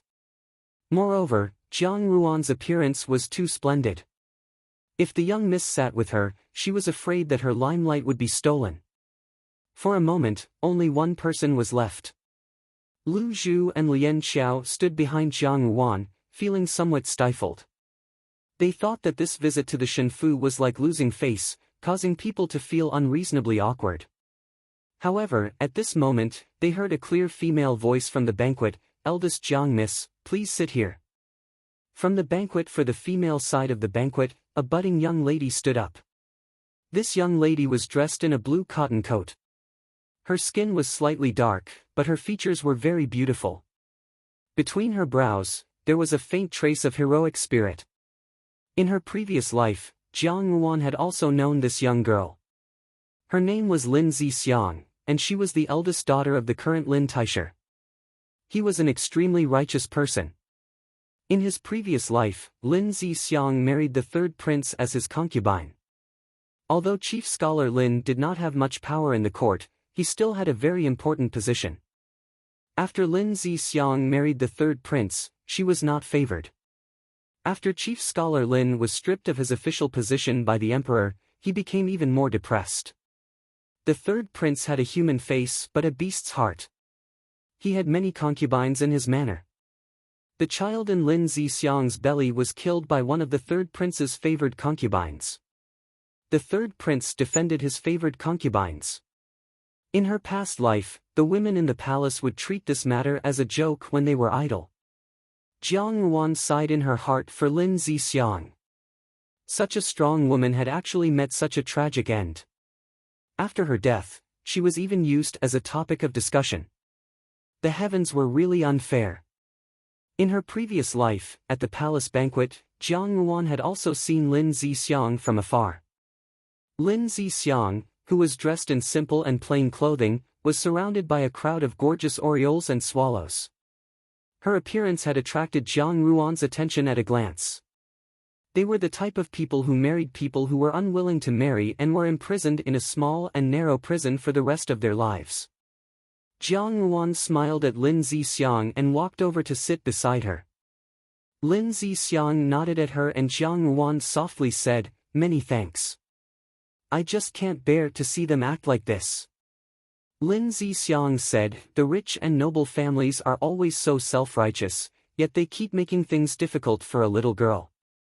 Jiang Ruan could not help but laugh when she saw Lin Zixiang's serious expression. In her heart, her impression of Lin Zixiang increased by a few notches. As Jiang Ruan and Lin Zixiang spoke, Jiang Li secretly hated them. Shen Mingzhen was talking to Jiang Su when she saw this scene. She frowned and said, "What kind of ability does that Jiang Ruan have? Lin Zixiang usually looks up to the sky, why is she talking to her?"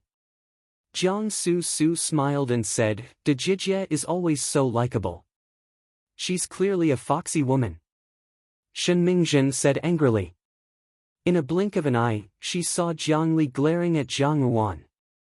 She thought for a moment and said, Jijie, I see that Jiang Li also hates her. Why don't you help Jiang Li?" Jiang Su was startled and immediately smiled. "How can you say that? Don't get any crooked ideas. Dejijie has just returned from the rural residence. If anything were to happen to her, her reputation would definitely be tarnished. How would she be able to conduct herself in the capital in the future?" Shen Mingzhen also smiled. Jijie has the heart of a bodhisattva, but you also have to look at the person. Today, she deliberately wore a red dress, wasn't it to steal your limelight? She clearly knows that you like to be plain, yet she still wears such bright colors. I think it's a provocation. Jijia, you can't always be tolerant. This. Jiang Su was somewhat hesitant. Her hesitation fell into Shen Mingzhen's eyes and she said, Jijia, don't be afraid. I will stand up for you. She then waved at Jiangli who was sitting on the other side and said, Jiangli Jijia. Jiangli was somewhat overwhelmed by the favor and turned her head. She got up and walked to Shen Mingzhen's side. Among the young ladies of the influential families in the capital, Shu daughters and Di daughters were actually divided into two circles. Although Jiangli tried her best to curry favor with Shen Mingzhen only befriended Jiang Su. Jiangli could only feel jealous in her heart. Now that Shen Mingzhen had taken the initiative to greet her, although she knew that there must be a reason, she still smiled and responded. A trace of contempt flashed in Shen Mingzhen's eyes, but her smile was sweet. She crooked her little finger and said, Jiangli Jijia, I have something to tell you. Jiangli leaned over and Shen Mingzhen whispered a few words in her ear. At first, Jiangli's expression was somewhat flabbergasted. Then, she hesitantly looked at Jiang Su who was sitting on the side. However, Jiang Su only lowered her head and drank her tea. She still wore the same smile as usual, and no one could tell what she was feeling. Jiangli Jijia, have you thought it through? Shen Mingzhen raised her eyes to look at her, and her tone became even more charming. I am doing this for you. Jiangli Jijia was silent for a long time. Finally, she clenched her teeth and said, all right, many thanks to Mingzhen Mimi for fulfilling my wish. Shen Mingzhen giggled and pulled Jiangli's hand to sit beside her. Since that's the case, let's talk a little more. Jiangli paused and sat down beside her. The two of them huddled together and began to talk in low voices. While they were doing all this, Jiang Su sat upright on the side and drank her tea with her head lowered. She seemed to be completely unaware of what Shen Mingzhen and Jiangli were doing. Only when Jiangli sat down did she raise her eyes to look at Jiang Ruan from afar. There was a trace of ruthlessness in her eyes. However, she did not expect that when she raised her eyes, Jiang Ruan seemed to feel her gaze and slightly tilted her head. Their eyes met, and Jiang Ruan smiled at her. The corners of her upturned eyes clearly revealed a trace of a smile, but for no reason at all, it made Jiang Su feel a chill down her spine. When she looked again, Jiang Ruan had already turned her head away, as if nothing had happened. Chapter 44. Because it was her first visit to the Shinfu, Jiang Ruan only spoke with Lin Zixiang, and the surrounding young ladies only looked at her from afar. Jiang Su, on the other hand, had a good impression of her, and there were many who were intimate with her. Lin Zixiang glanced at Jiang Su, who was talking to Colonel Lin's daughter, and coldly snorted, pretentious. Why do you say so? Jiang Ruan picked up the teacup in front of her and asked. On the surface, she is aloof, but in her bones, she is vulgar. If this kind of person isn't hypocritical, then what is? She still talks about jade mansions and fairies, but this is just a worldly view that is blinded by appearances. Lin Zixiang's words were blunt, but Lu Zhu, who was behind her, laughed. Chief Censor Lin was in charge of the palace's literature, history, and ephemera.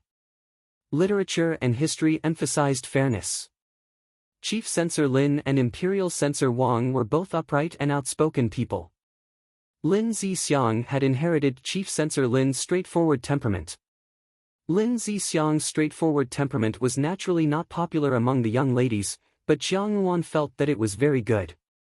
It was rare to find a frank and straightforward person in this world, and this kind of person was much more adorable than those who had the mouth of a Buddha and the heart of a snake. However, with Lin Zixiang's temperament, if she were to marry the third prince and lose her life like this, it would really make one sigh with regret. Lin Zixiang noticed Jiang Ruan's gaze and frowned. Why are you looking at me like this, as if you're looking at a pitiful person? Is that so? Jiang Ruan smiled and changed the topic. Miss Lin dislikes my second sister so much, but you are willing to sit with me, I am really grateful. It has nothing to do with you. Lin Zixiang was also merciless towards Jiang Yuan. I just don't want to see them bully young ladies. You are the same as your second sister, both of you are also putting on an act, but you are not like her, who pretends to be pure and untainted by a speck of dust, which makes one feel more at ease. Jiang Yuan's heart was filled with admiration for Lin Zixiang, and she said, I am not considered a fairy, and every day, I am too busy to deal with worldly affairs. What I do is worldly affairs, and what I eat are the 5 grains and miscellaneous grains. I am just a commoner. Hearing her words, Lin Zixiang could not help but look at Jiang Yuan a few more times. You have some self-awareness. Lian Xiao wanted to say something but hesitated. In the end, she held it in. Jiang Yuan herself did not mind at all. She knew that this young lady of the Lin family did not have any ill intentions, it was just that her mouth was unforgiving. This kind of person was actually the type of person who appeared to be very wise on the surface. It was just that her temperament was a little more straightforward, but how could it be that she did not have colored glass in her heart? Unknowingly, more than half of the time spent eating tea and talking had passed by. Jiang Li stood up from her seat and walked to Jiang Yuan's side to say in a low voice, Dejijia, I want to make a trip to the washroom. Will you accompany me? Jiang Yuan smiled, but I don't know the way. Jiang Li glanced at Shen Mingzhen and said, It's all right, Miss Shen's maid will lead the way. It's just that I'm a little afraid of going alone. I have just reported to Mother, and Mother has also agreed. You and I are sisters, so I will have to trouble eldest sister to take care of Li Nyang for a while. Her voice was neither loud nor soft, just enough for the surrounding Furins and young ladies to hear, making it difficult for Jiang Yuan to refuse.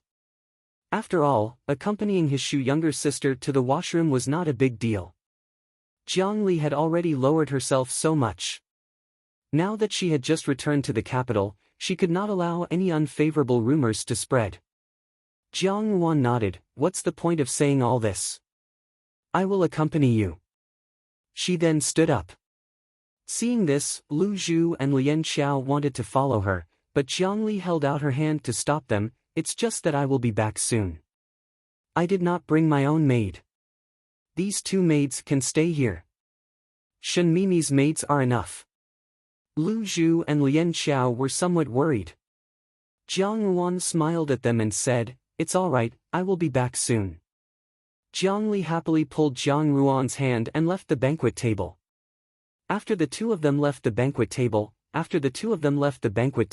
Shen Furen seemed to have just noticed that 2 people were missing from the banquet table. She said to Xia Yan, who was sitting beside her, How come the eldest miss and third miss of your fu have disappeared? Xia Yan smiled and glanced at the banquet table. Pretending to be unintentional, she said, Perhaps they have gone to the washroom. With so many people watching, it should be fine. Shen Mingzhen smiled proudly and pulled Jiang Su's hand, saying, Jijia, you just have to watch the show later. Jiang Su was a little uneasy and looked at her hesitantly, Don't do anything out of line. Dejijia has just arrived. You are so kind, Shen Mingzhen was impatient, it's just to teach her a lesson. Let's see if she still dares to be so ostentatious in the future. Jiang Yuan and Jiang Li walked unhurriedly along the small path in the Shenfu garden. At the front was Shen Mingzhen's personal maid, Xiao Chui. From time to time, Jiang Li stole glances at Jiang Yuan. Seeing that Jiang Yuan had a smile on her face and seemed to be completely unaware of what was about to happen, Jiang Li was relieved. When they reached a small corridor with no one around, Jiang Li reached out to cover her stomach and looked at Jiang Yuan, Dejijia, I can't hold it in any longer. Why don't I let the maid bring me to the washroom first? I will come back to find you later. Are you all right by yourself? Jiang Yuan asked worriedly. It's nothing, I will be out soon. Jiang Li frowned, as if she was really in pain. Xiao Chui, who was standing at the side, also said, Miss Jiang, I will send second miss to the washroom. You can sit in the room next to us for a while. This is the room that the Fu uses to entertain guests. There are fragrant tea and snacks inside. Jiang Yuan glanced at the door, thought for a moment, and nodded. Okay, Li Nyang, you must hurry. I know, De Jijia, quickly go in. Jiang Li said anxiously. Jiang Ruan pushed the door open and went in. Outside, Jiang Li and Xiao Chui lifted their skirts and hurriedly left. When the sound of footsteps could no longer be heard, the door was pushed open again and Jiang Ruan walked out. She tightened the crimson crane cloak on her body and a cold smile floated on her face. She did not know who would enter this room in a while, but if the person who entered was alone with the two of them, it would definitely be seen by Jiang Li and the others, who were worried about getting lost. In the long run, her reputation would be in a mess. Perhaps this was Shen Mingzhen's idea. Shen Mingzhen had only met her for the first time today, yet she was able to come up with such a vicious scheme to frame her. Perhaps Jiang Su Su had also added fuel to the fire. What Jiang Su Su was best at was using a borrowed knife to kill others. However, Jiang Su Su was not the only one who knew how to use a borrowed knife to kill others. Jiang Ruan slowly walked along the deserted corridor. She walked freely and leisurely, full of enthusiasm. If Jiang Li was present, she would definitely be shocked. This was because this was clearly not the first time she had entered the Shinfu. It was indeed the first time she had entered the Shinfu, but in her previous life in the palace, Jiang Quan and the Eighth Prince would always inform her of some confidential matters. At that time, she had thought that they did not keep any secrets from her and treated her as one of their own. Therefore, she had always kept this information in mind, hoping that it would be of help in the future. She had not expected that they would actually help her today. Those confidential matters also included the secrets of the Shinfu. Jiang Li's biggest mistake was that she, who did not know the way, could only obediently stay in that room and wait for someone to come. Unfortunately, whether it was in her previous life or this life, she had always kept the Shinfu structure in mind. Chapter 45. In her previous life, in the palace, the only thing she did not lack was long hours. She strived to make her days more interesting. Whenever Jiang Quan and the Eighth Prince spoke to her, she was willing to take them out at night and repeatedly chew on them when she was not in the mood to sleep. The layout of the Shinfu was the same as in her memory. Now, it was effortless to walk. She turned a corner from the long corridor, detoured a section of the road, and walked to a small room behind the garden. She pushed the door open and entered. The layout of the room was extremely simple. It seemed to be an abandoned study that had not been used for a long time. There were a few travel books haphazardly placed on the table.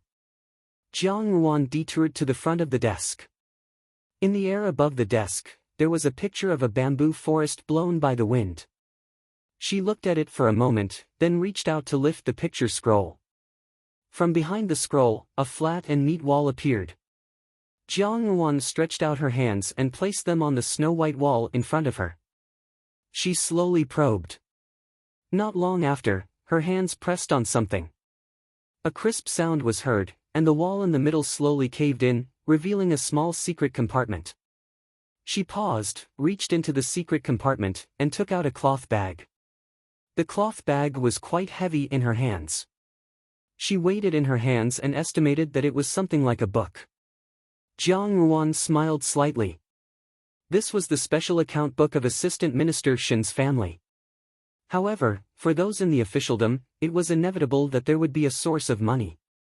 Assistant Minister Shen had handed this matter over to Shenfuren. It was not right for Shenfuren to hide these account books, so she simply placed them in this abandoned study. Normally, who would have thought that they would be so carelessly hidden behind a picture scroll? However, in her previous life, when the Eighth Prince had met her in private, he had mentioned this matter to her. Assistant Minister Shen and Jiang Quan were on the same side. Later on, for some unknown reason, they had some differences. Jiang Quan did not care about it, as it turned out that Assistant Minister Shen had something on him. She did not know how these account books had fallen into Jiang Quan's hands. Once these account books were revealed, many people would be implicated, and it was bound to cause another upheaval. No matter what, she had obtained these account books today. In the end, this trip had not been in vain. Jiang Yuan wrapped the cloth bag in her hands. Suddenly, she froze and turned her head. There was a person standing in front of the horizontal screen in the room. At this moment, he was looking at her indifferently. In the depths of his eyes, there was an indiscernible emotion. When he took a closer look, he saw that the person was dressed in black. His features were strangely cold, and his face was unspeakably familiar. It was the black-clothed young man whom he had met in the temple that day when he returned to the capital. Who would have thought that they would meet again here today? Was it a blessing or a curse? Jiang Yuan stared at him vigilantly, but he only stared straight at her chest. Jiang Yuan was slightly annoyed when she heard him suddenly speak, "Account book." It turned out that he was staring at the account book in her bosom. Jiang Yuan stared blankly and frowned. "You want the account book?" She did not know where this young man came from, but he actually wanted the account book as well. Could it be that he was also at odds with the Shin residents? Jiang Yuan's heart paused for a moment before she fished out the account book from her bosom and threw it far away. The black-clothed youth took it and looked at her thoughtfully. His handsome face, on the other hand, was as cold as ever, and no one could tell what he was feeling. Jiang Yuan's heart was free and easy. Originally, she had only wanted this account book to cause trouble for the Shin residents and also to cause some trouble for Jiangli. If she really wanted to say something, keeping this kind of thing would be a hot potato. Now that her wings were not fully grown, there were many things that were inconvenient for her to show her face. Keeping it would be difficult to sort it out. Since this person was at odds with the Shin residents, why not sell him a personal favor? She would be happy to see that the Shin residents would not have good days. The black-clothed young man was tall and slender. Standing in the middle of the room, he seemed to add an indescribable brilliance to the room. His handsome and heroic features had an indescribable air of nobility. Jiang Yuan lowered her head and pondered. She did not know who this person was, but the elegance he exuded was from the inside out. He was really mysterious. Fortunately, today he did not have the murderous aura he had that night. It seemed that he did not have any murderous intent towards her, which was a blessing amidst misfortune. The 2 times they had met, it had been such a scene, so they could be considered acquaintances. It was just that every time they were doing something bad, she did not know what kind of fate it was. Jiang Yuan saw that the account book had already fallen into the hands of the other party, so there was no benefit in staying any longer. She prepared to leave, but the other party did not move and only stood quietly in the same place. Before Jiang Yuan pushed the door open, she suddenly said, "On the woodshed beam behind the kitchen of the Shinfu, under the locust tree in the rear courtyard of Shinmingzhen, under the rockery in the garden of the Fu, there are also good things. Under the wooden plank under the bed in Assistant Minister Shin's study, there is a secret passage. The secret passage may be rich with all kinds of things. I hope that you will be able to lend your distinguished self a hand." The black-clothed young man's expression froze, but Jiang Yuan had already pushed the door open and left. After Jiang Yuan left, a person suddenly jumped down from the beam and walked to the front of the young man. With his head lowered, he said, "Master, that girl's words cannot be trusted. Jiang Fu's daughter." The young man lowered his eyes, his long eyelashes concealing the emotions in his eyes. He coldly said, "Investigate her background." After Jiang Yuan left the room, she heaved a deep sigh of relief.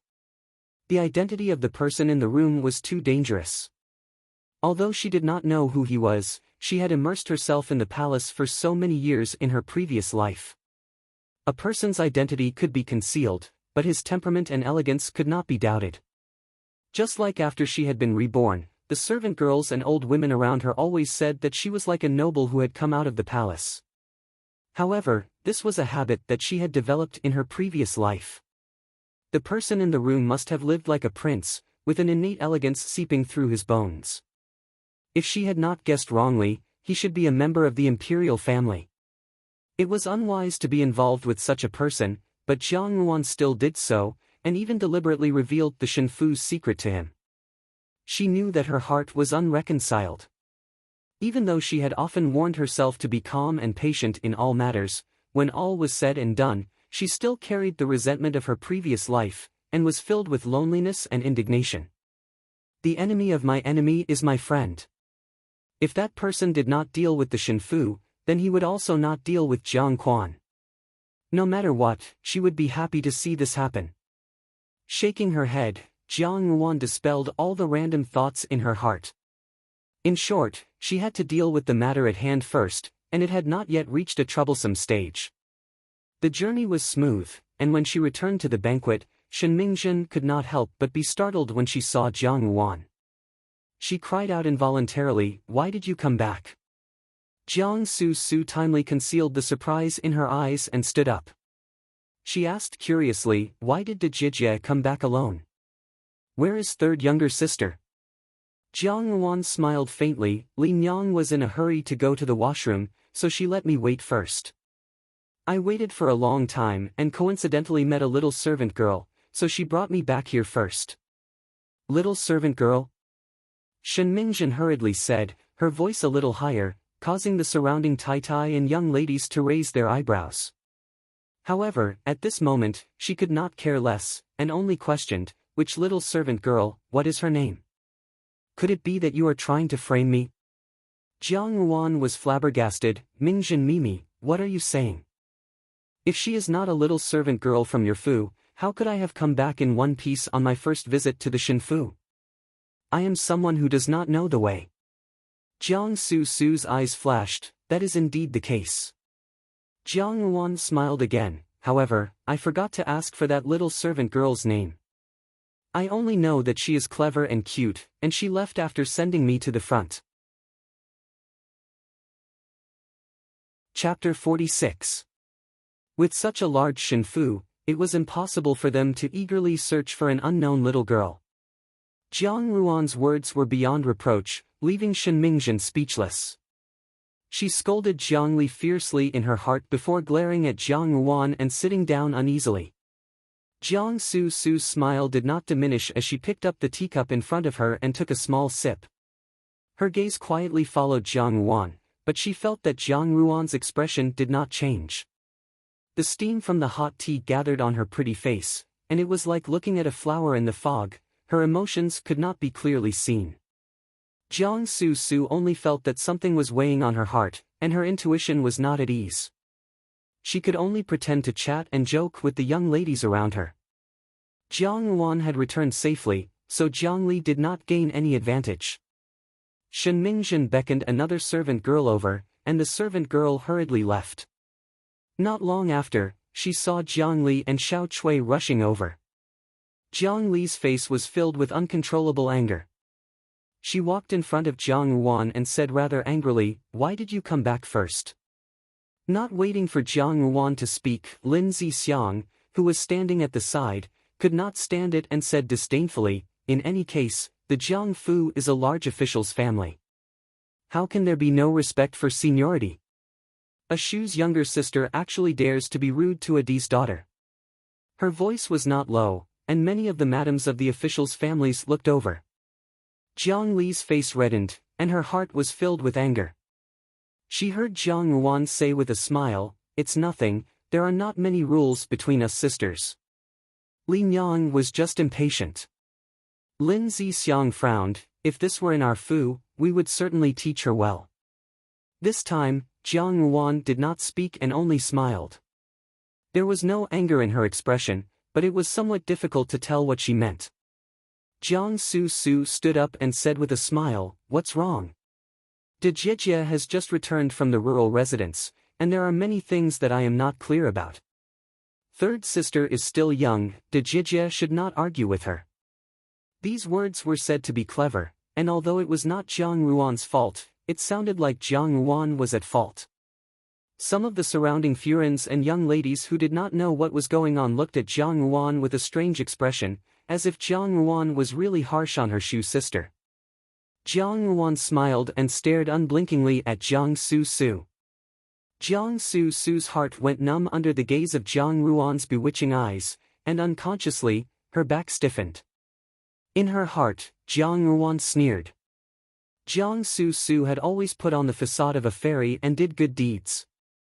Even in her previous life, if it had not been for the fact that she had not yet been imprisoned as a demoness who brought calamity to the country, this younger sister of hers would still constantly comfort and advise her, calm and patient. How could it be that she could not keep her cool now, and even deliberately brought up the matter of her return from the rural residence so that everyone would keep a respectful distance from her? Could it be that in this life, her temperament had changed, and Jiang Su-su's temperament had also changed? Or could it be that Jiang Su-su had always been like this? It was just that in his previous life, he had wholeheartedly trusted her and had thus turned a blind eye to all of her malicious words. Lin Zixiang glanced coldly at Jiang Su-su. She had a proud and aloof temperament and did not conceal her dislike for Jiang Su-su. She sneered through her nose, "Fake."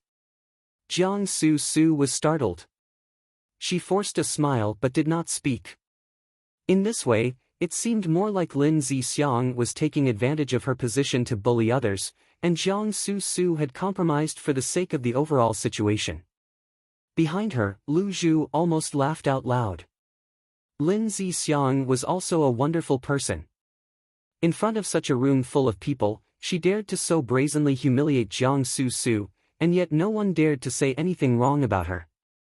Jiang Yuan smiled and said, "It turns out that I did not make it clear to Li Nyang. Li Nyang, just now, I waited for you for a long time, but you did not return. I was afraid that mother would be worried, and coincidentally, I met a little servant girl, so I asked her to bring me back first. That little servant girl should have come over to inform you. Why, did you not meet her?" Jiang Li held back her anger. She had not seen the little servant girl that Jiang Yuan had mentioned, but Jiang Yuan should not have been lying. Otherwise, how could she have returned so easily on her first visit to the Shinfu? In this way, Shen Mingzhen's arrangements could be considered as a waste of effort. She had provoked Shen Mingzhen for no reason, and Jiang Li once again fiercely cursed Jiang Yuan in her heart. Then, with a lukewarm attitude, she said, "If Dejijie is not willing to wait for Mimi, then forget it. What is the point of saying all this nonsense?" Jiang Yuan did not make a sound again, and only smiled as she sat down at the side. Such actions fell into the eyes of the Furins, and at this moment, their speculations were confirmed. Thinking about it, this daughter of the Jiang Fu was not as the Jiang Fu had said, that upon her return, she had gained favor. Even a Shu younger sister could oppose and provoke her in such a manner. Presumably, her days must have been rather difficult. It was just that her temperament and tolerance were surprisingly good. She was not as petty as those who came from the countryside, nor was she blindly cowardly. She did not quarrel, and was natural and unrestrained. She indeed had the demeanor of the eldest daughter. Jiang Li did not expect that today's actions not only did not cause trouble for Jiang Yuan, but also caused Jiang Yuan to gain a good reputation. Shen Mingzhen was also angry with her, and in her heart, she hated Jiang Yuan. When she raised her eyes and saw that Jiang Su-su's expression was slightly stiff, she suddenly laughed.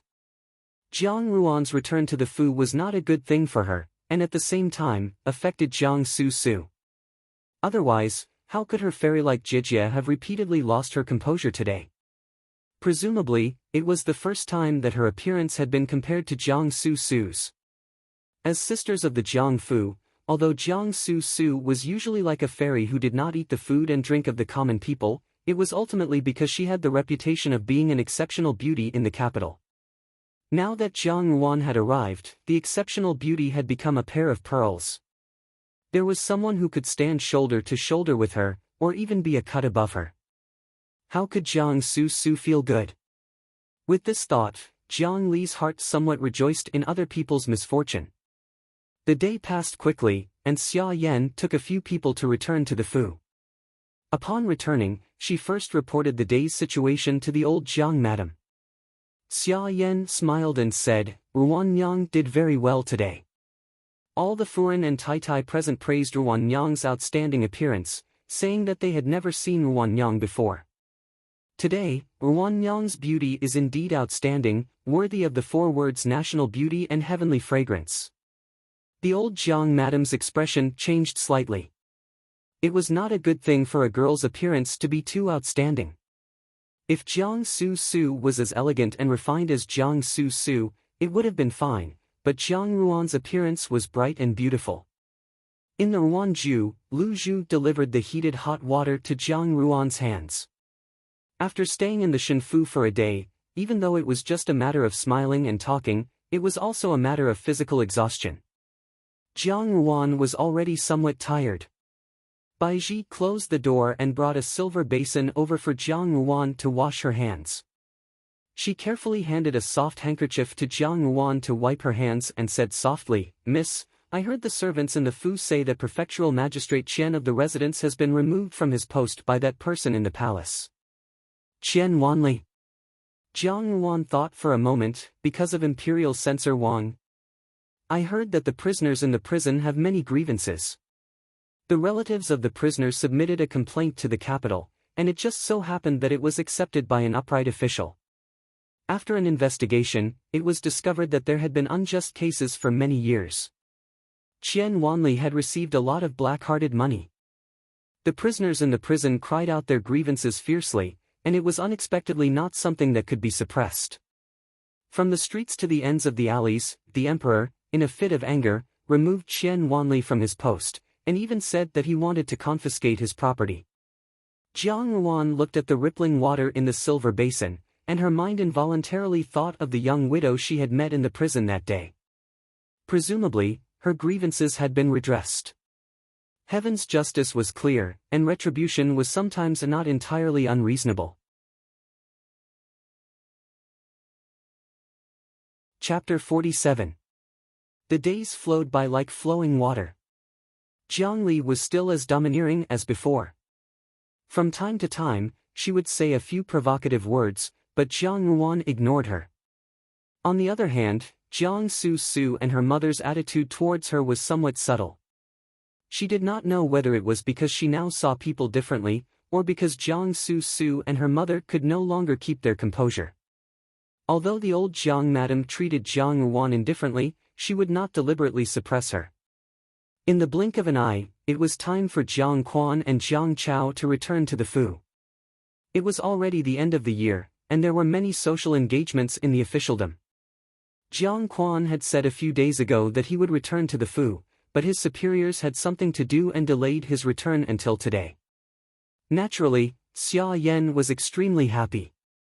Early on, she ordered people to tidy up and start preparing. She only said that they wanted to have a lively reunion dinner. Jiang Quan had worked hard for the Jiang Fu for a year, so they should reward him well. Jiang Li and Jiang Su Su were also very happy. Although Jiang Su Su appeared indifferent, she could not stop smiling. Although Jiang Quan was not kind to his daughter, he truly loved Jiang Su Su.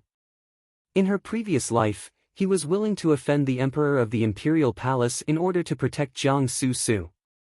This was evident from this. Jiang Su Su should have been Jiang Quan's proudest daughter. He was not stingy to give all his love to Jiang Su Su, and even used Jiang Ruan to pave the way for Jiang Su Su. Now that she thought about it, she did not know whether to be sad or angry. It could only be said that Jiang Quan truly loved Xia Yan, which was why he loved their daughters so much. Jiang Chao was also the same.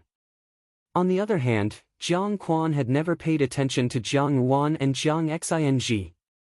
He did not beat or scold them, nor was he affectionate with them. Instead, they were like two insignificant outsiders. Even Jiang Li, because of the power of seconding Yang's maiden family, could receive Jiang Quan's good attitude. Only the brother and sister did not. Thinking about it, Zhao Mei and General Zhao had long broken off their relationship, so there was no help in the officialdom. In the beginning, it was Zhao Mei who had taken the initiative to marry. She had not gained any advantage in terms of affection or power, so why would Jiang Quan feel even the slightest bit of pity? This was so that she and Jiang Xing could become stepping stones for Jiang Su Su and her brother. If they obstructed Jiang Su Su and her brother's path, they would be ruthlessly eliminated. Lost in thought, Jiang Ruan forgot about it and accidentally spilled a few drops. Baiji saw this and hurriedly said, "Miss, please be careful." Jiang Ruan returned to her senses and straightened the teacup. Has father returned? Lian Xiao walked in from outside. Upon hearing Jiang Ruan's words, she replied, he just returned and is currently talking to old Furen and Tai Tai. She glanced left and right before lowering her voice to say, however, his complexion does not look too good. It seems that he has encountered something unpleasant. Bai Ji said, maybe it's official business. Coincidentally, Dewdrop rushed in with a sly smile on her face. Lian Xiao reprimanded her, what are you doing out of the blue? Aren't you afraid of disturbing Miss? Jiang Ruan replied, if you have something to say, then say it. Young lady, you're really godly. Dewdrop blinked her eyes and said, this servant just went to the front to ask around and found out the reason why master is so unhappy. Lu Zhu's small mouth was sweet, and her mind worked quickly. Usually, when interacting with people in the marketplace, she was somewhat slick, and very easily became involved with the maids and older women. Thus, Jiang Ruan often asked her to go out and keep an eye out for news, so that she would not be completely blind in the Jiangfu. Dewdrop was also smart and could always find out some information. This time, Lian Xiao did not care about reprimanding her and listened carefully to her. I heard that for some reason, she quarreled with Assistant Minister Shen. Assistant Minister Shen was extraordinarily angry, and Master also argued until his face and neck were red. The strange thing was that despite the quarrel, Miss Shen specially wrote an invitation to third young lady, inviting third young lady to the Fu to play. However, Master flew into a rage. Not only did he not allow third young lady to leave the Fu, he even grounded third young lady. What does this mean? Lian Xiao asked curiously. That day, third young lady and Miss Shen did not seem to have such a good relationship. Why did they not invite second young lady, but only third young lady? Dewdrop smiled mysteriously. The servants are all spreading the news that something has gone missing in the Shinfu.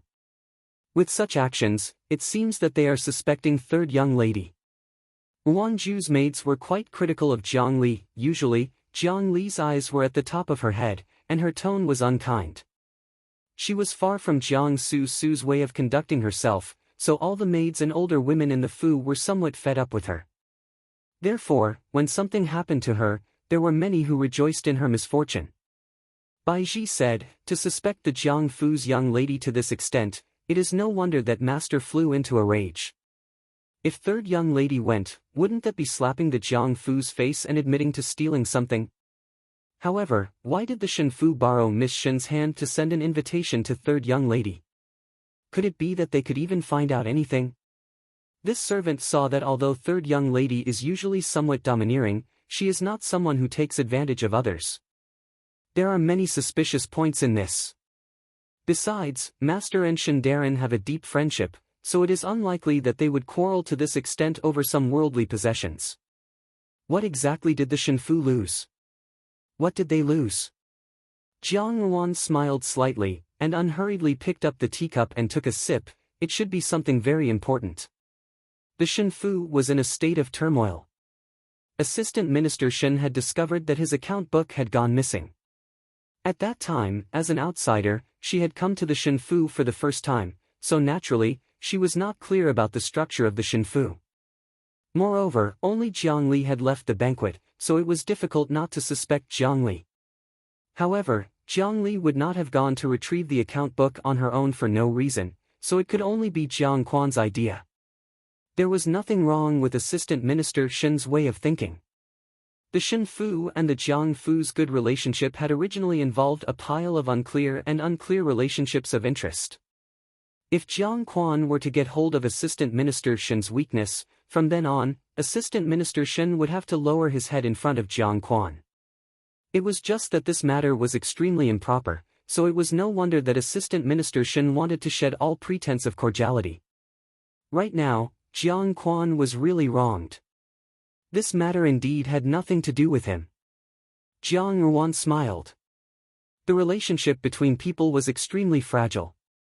Even if Jiang Quan and the Shinfu were to forcefully maintain a friendly facade because of the matter of the account book, today's matter would be like a thorn that was deeply buried in Assistant Minister Shen's heart. There would come a day when this thorn would break through the soil and sprout. At this moment, the battle line between Jiang Quan and the Shenfu had already begun to break.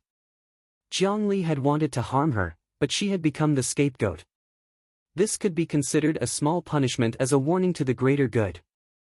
Henceforth, the Shenfu would view Jiang Li as a thorn in their side, and Jiang Quan would not be happy in his heart.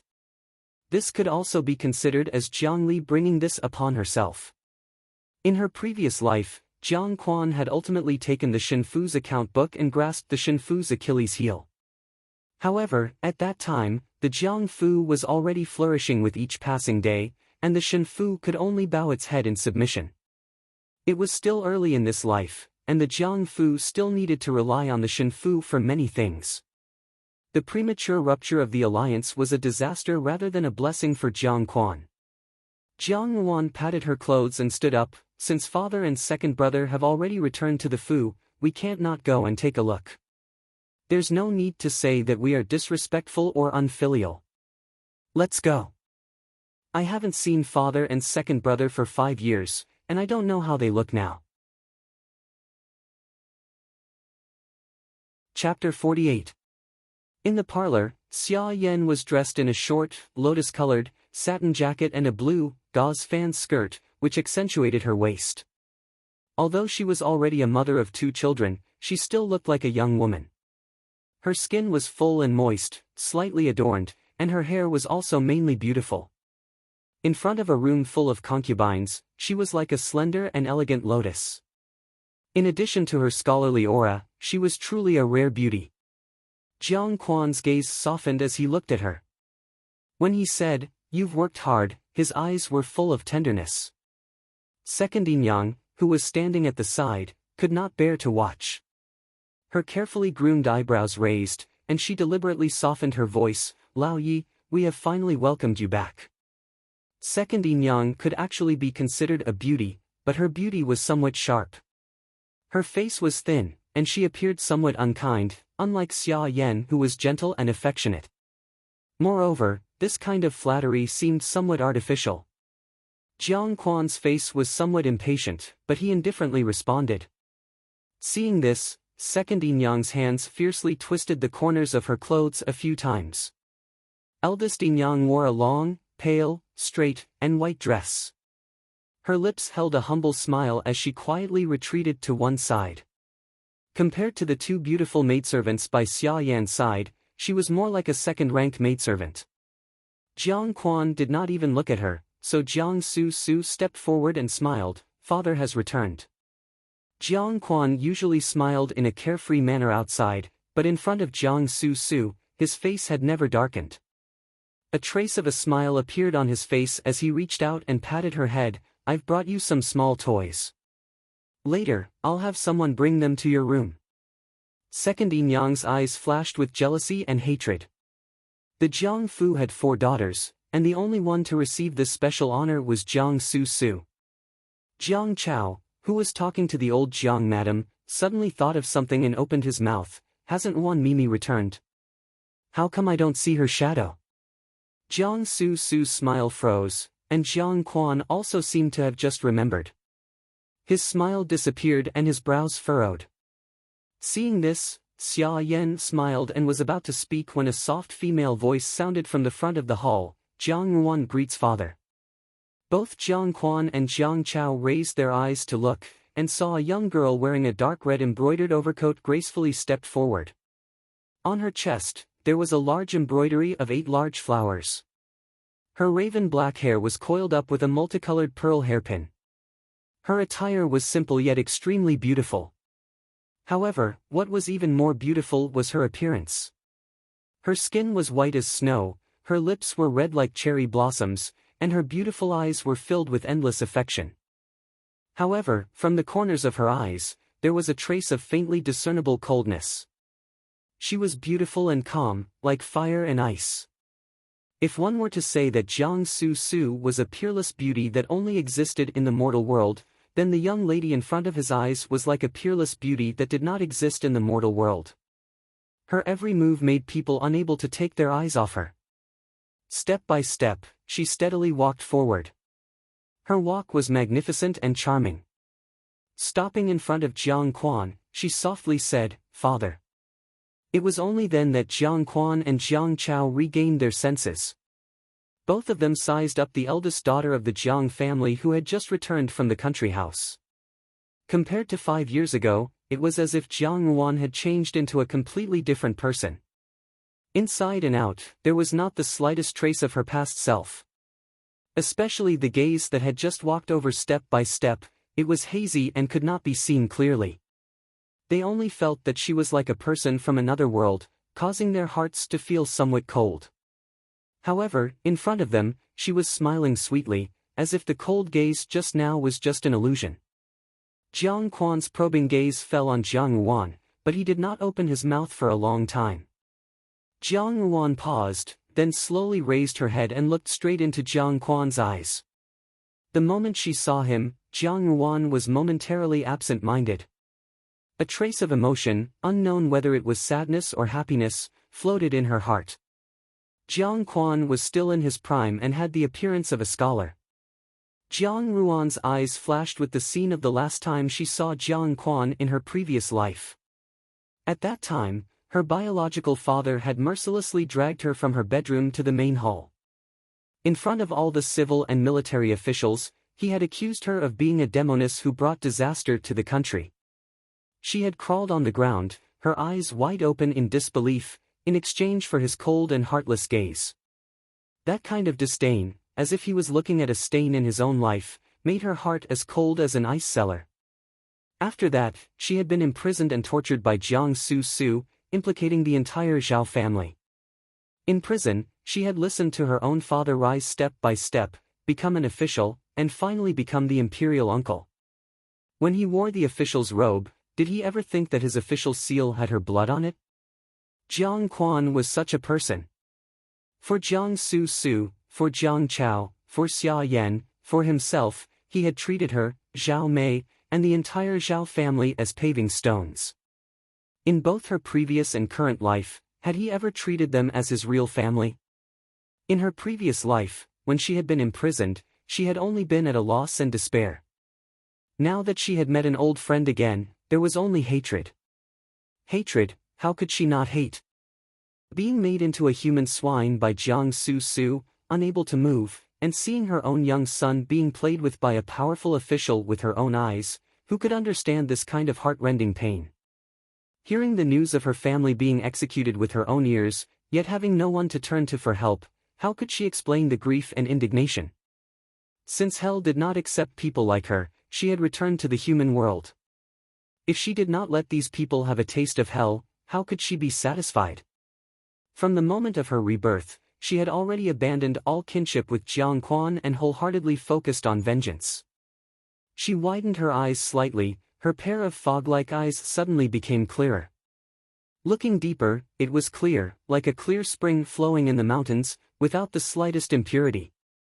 The voice in front of her was as gentle as the wind, and she called out again, "Father?" In a flash, Jiang Quan regained his senses. His eldest daughter's smile was bright and beautiful, but for no reason, it made people feel uneasy. He glanced at Jiang Yuan and said, "It's good that you're back." After that, he did not express anything else. His coldness made Lian Xiao and Bai Ji, who were behind him, feel somewhat indignant. Jiang Yuan did not seem to notice, and smiled at Jiang Chao, who was beside her, second brother. Jiang Chao was still the same as he was in her memory, with a sunny and cheerful appearance. He scratched his head uneasily, and answered with a smile, "Wuan Mimi." However, there was a trace of unclear meaning in his eyes. Both of Xia Yan's children were people who knew how to wear a mask. After Jiang Xing's death, this second brother of hers was extremely good to her. Jiang Chao seemed to have an amiable and upright personality, but occasionally, he would act foolishly and suffer losses. With such a personality, anyone would be willing to befriend him, especially Jiang Yuan, who had lost Jiang Xing. She could also find the warmth she had lost from this second brother of hers. However, in reality, this foolish and upright youth had ultimately married the beloved daughter of the current prime minister. Since then, the prime minister had become part of the 8th prince's faction. Now that she thought about it, everything from her previous life had become a mirage. Her impression of Jiang Chao remained the same as in her previous life, when he had attempted to use her beauty to become a bargaining chip in the bureaucracy. In the end, she had entered the palace, and this good brother of hers had played a part in it. She still remembered his solemn promise, "Mimi is such a heavenly beauty, after entering the palace, you will certainly be favored by the emperor." This kind of riches and honor that splashes the heavens is Mimi's good fortune.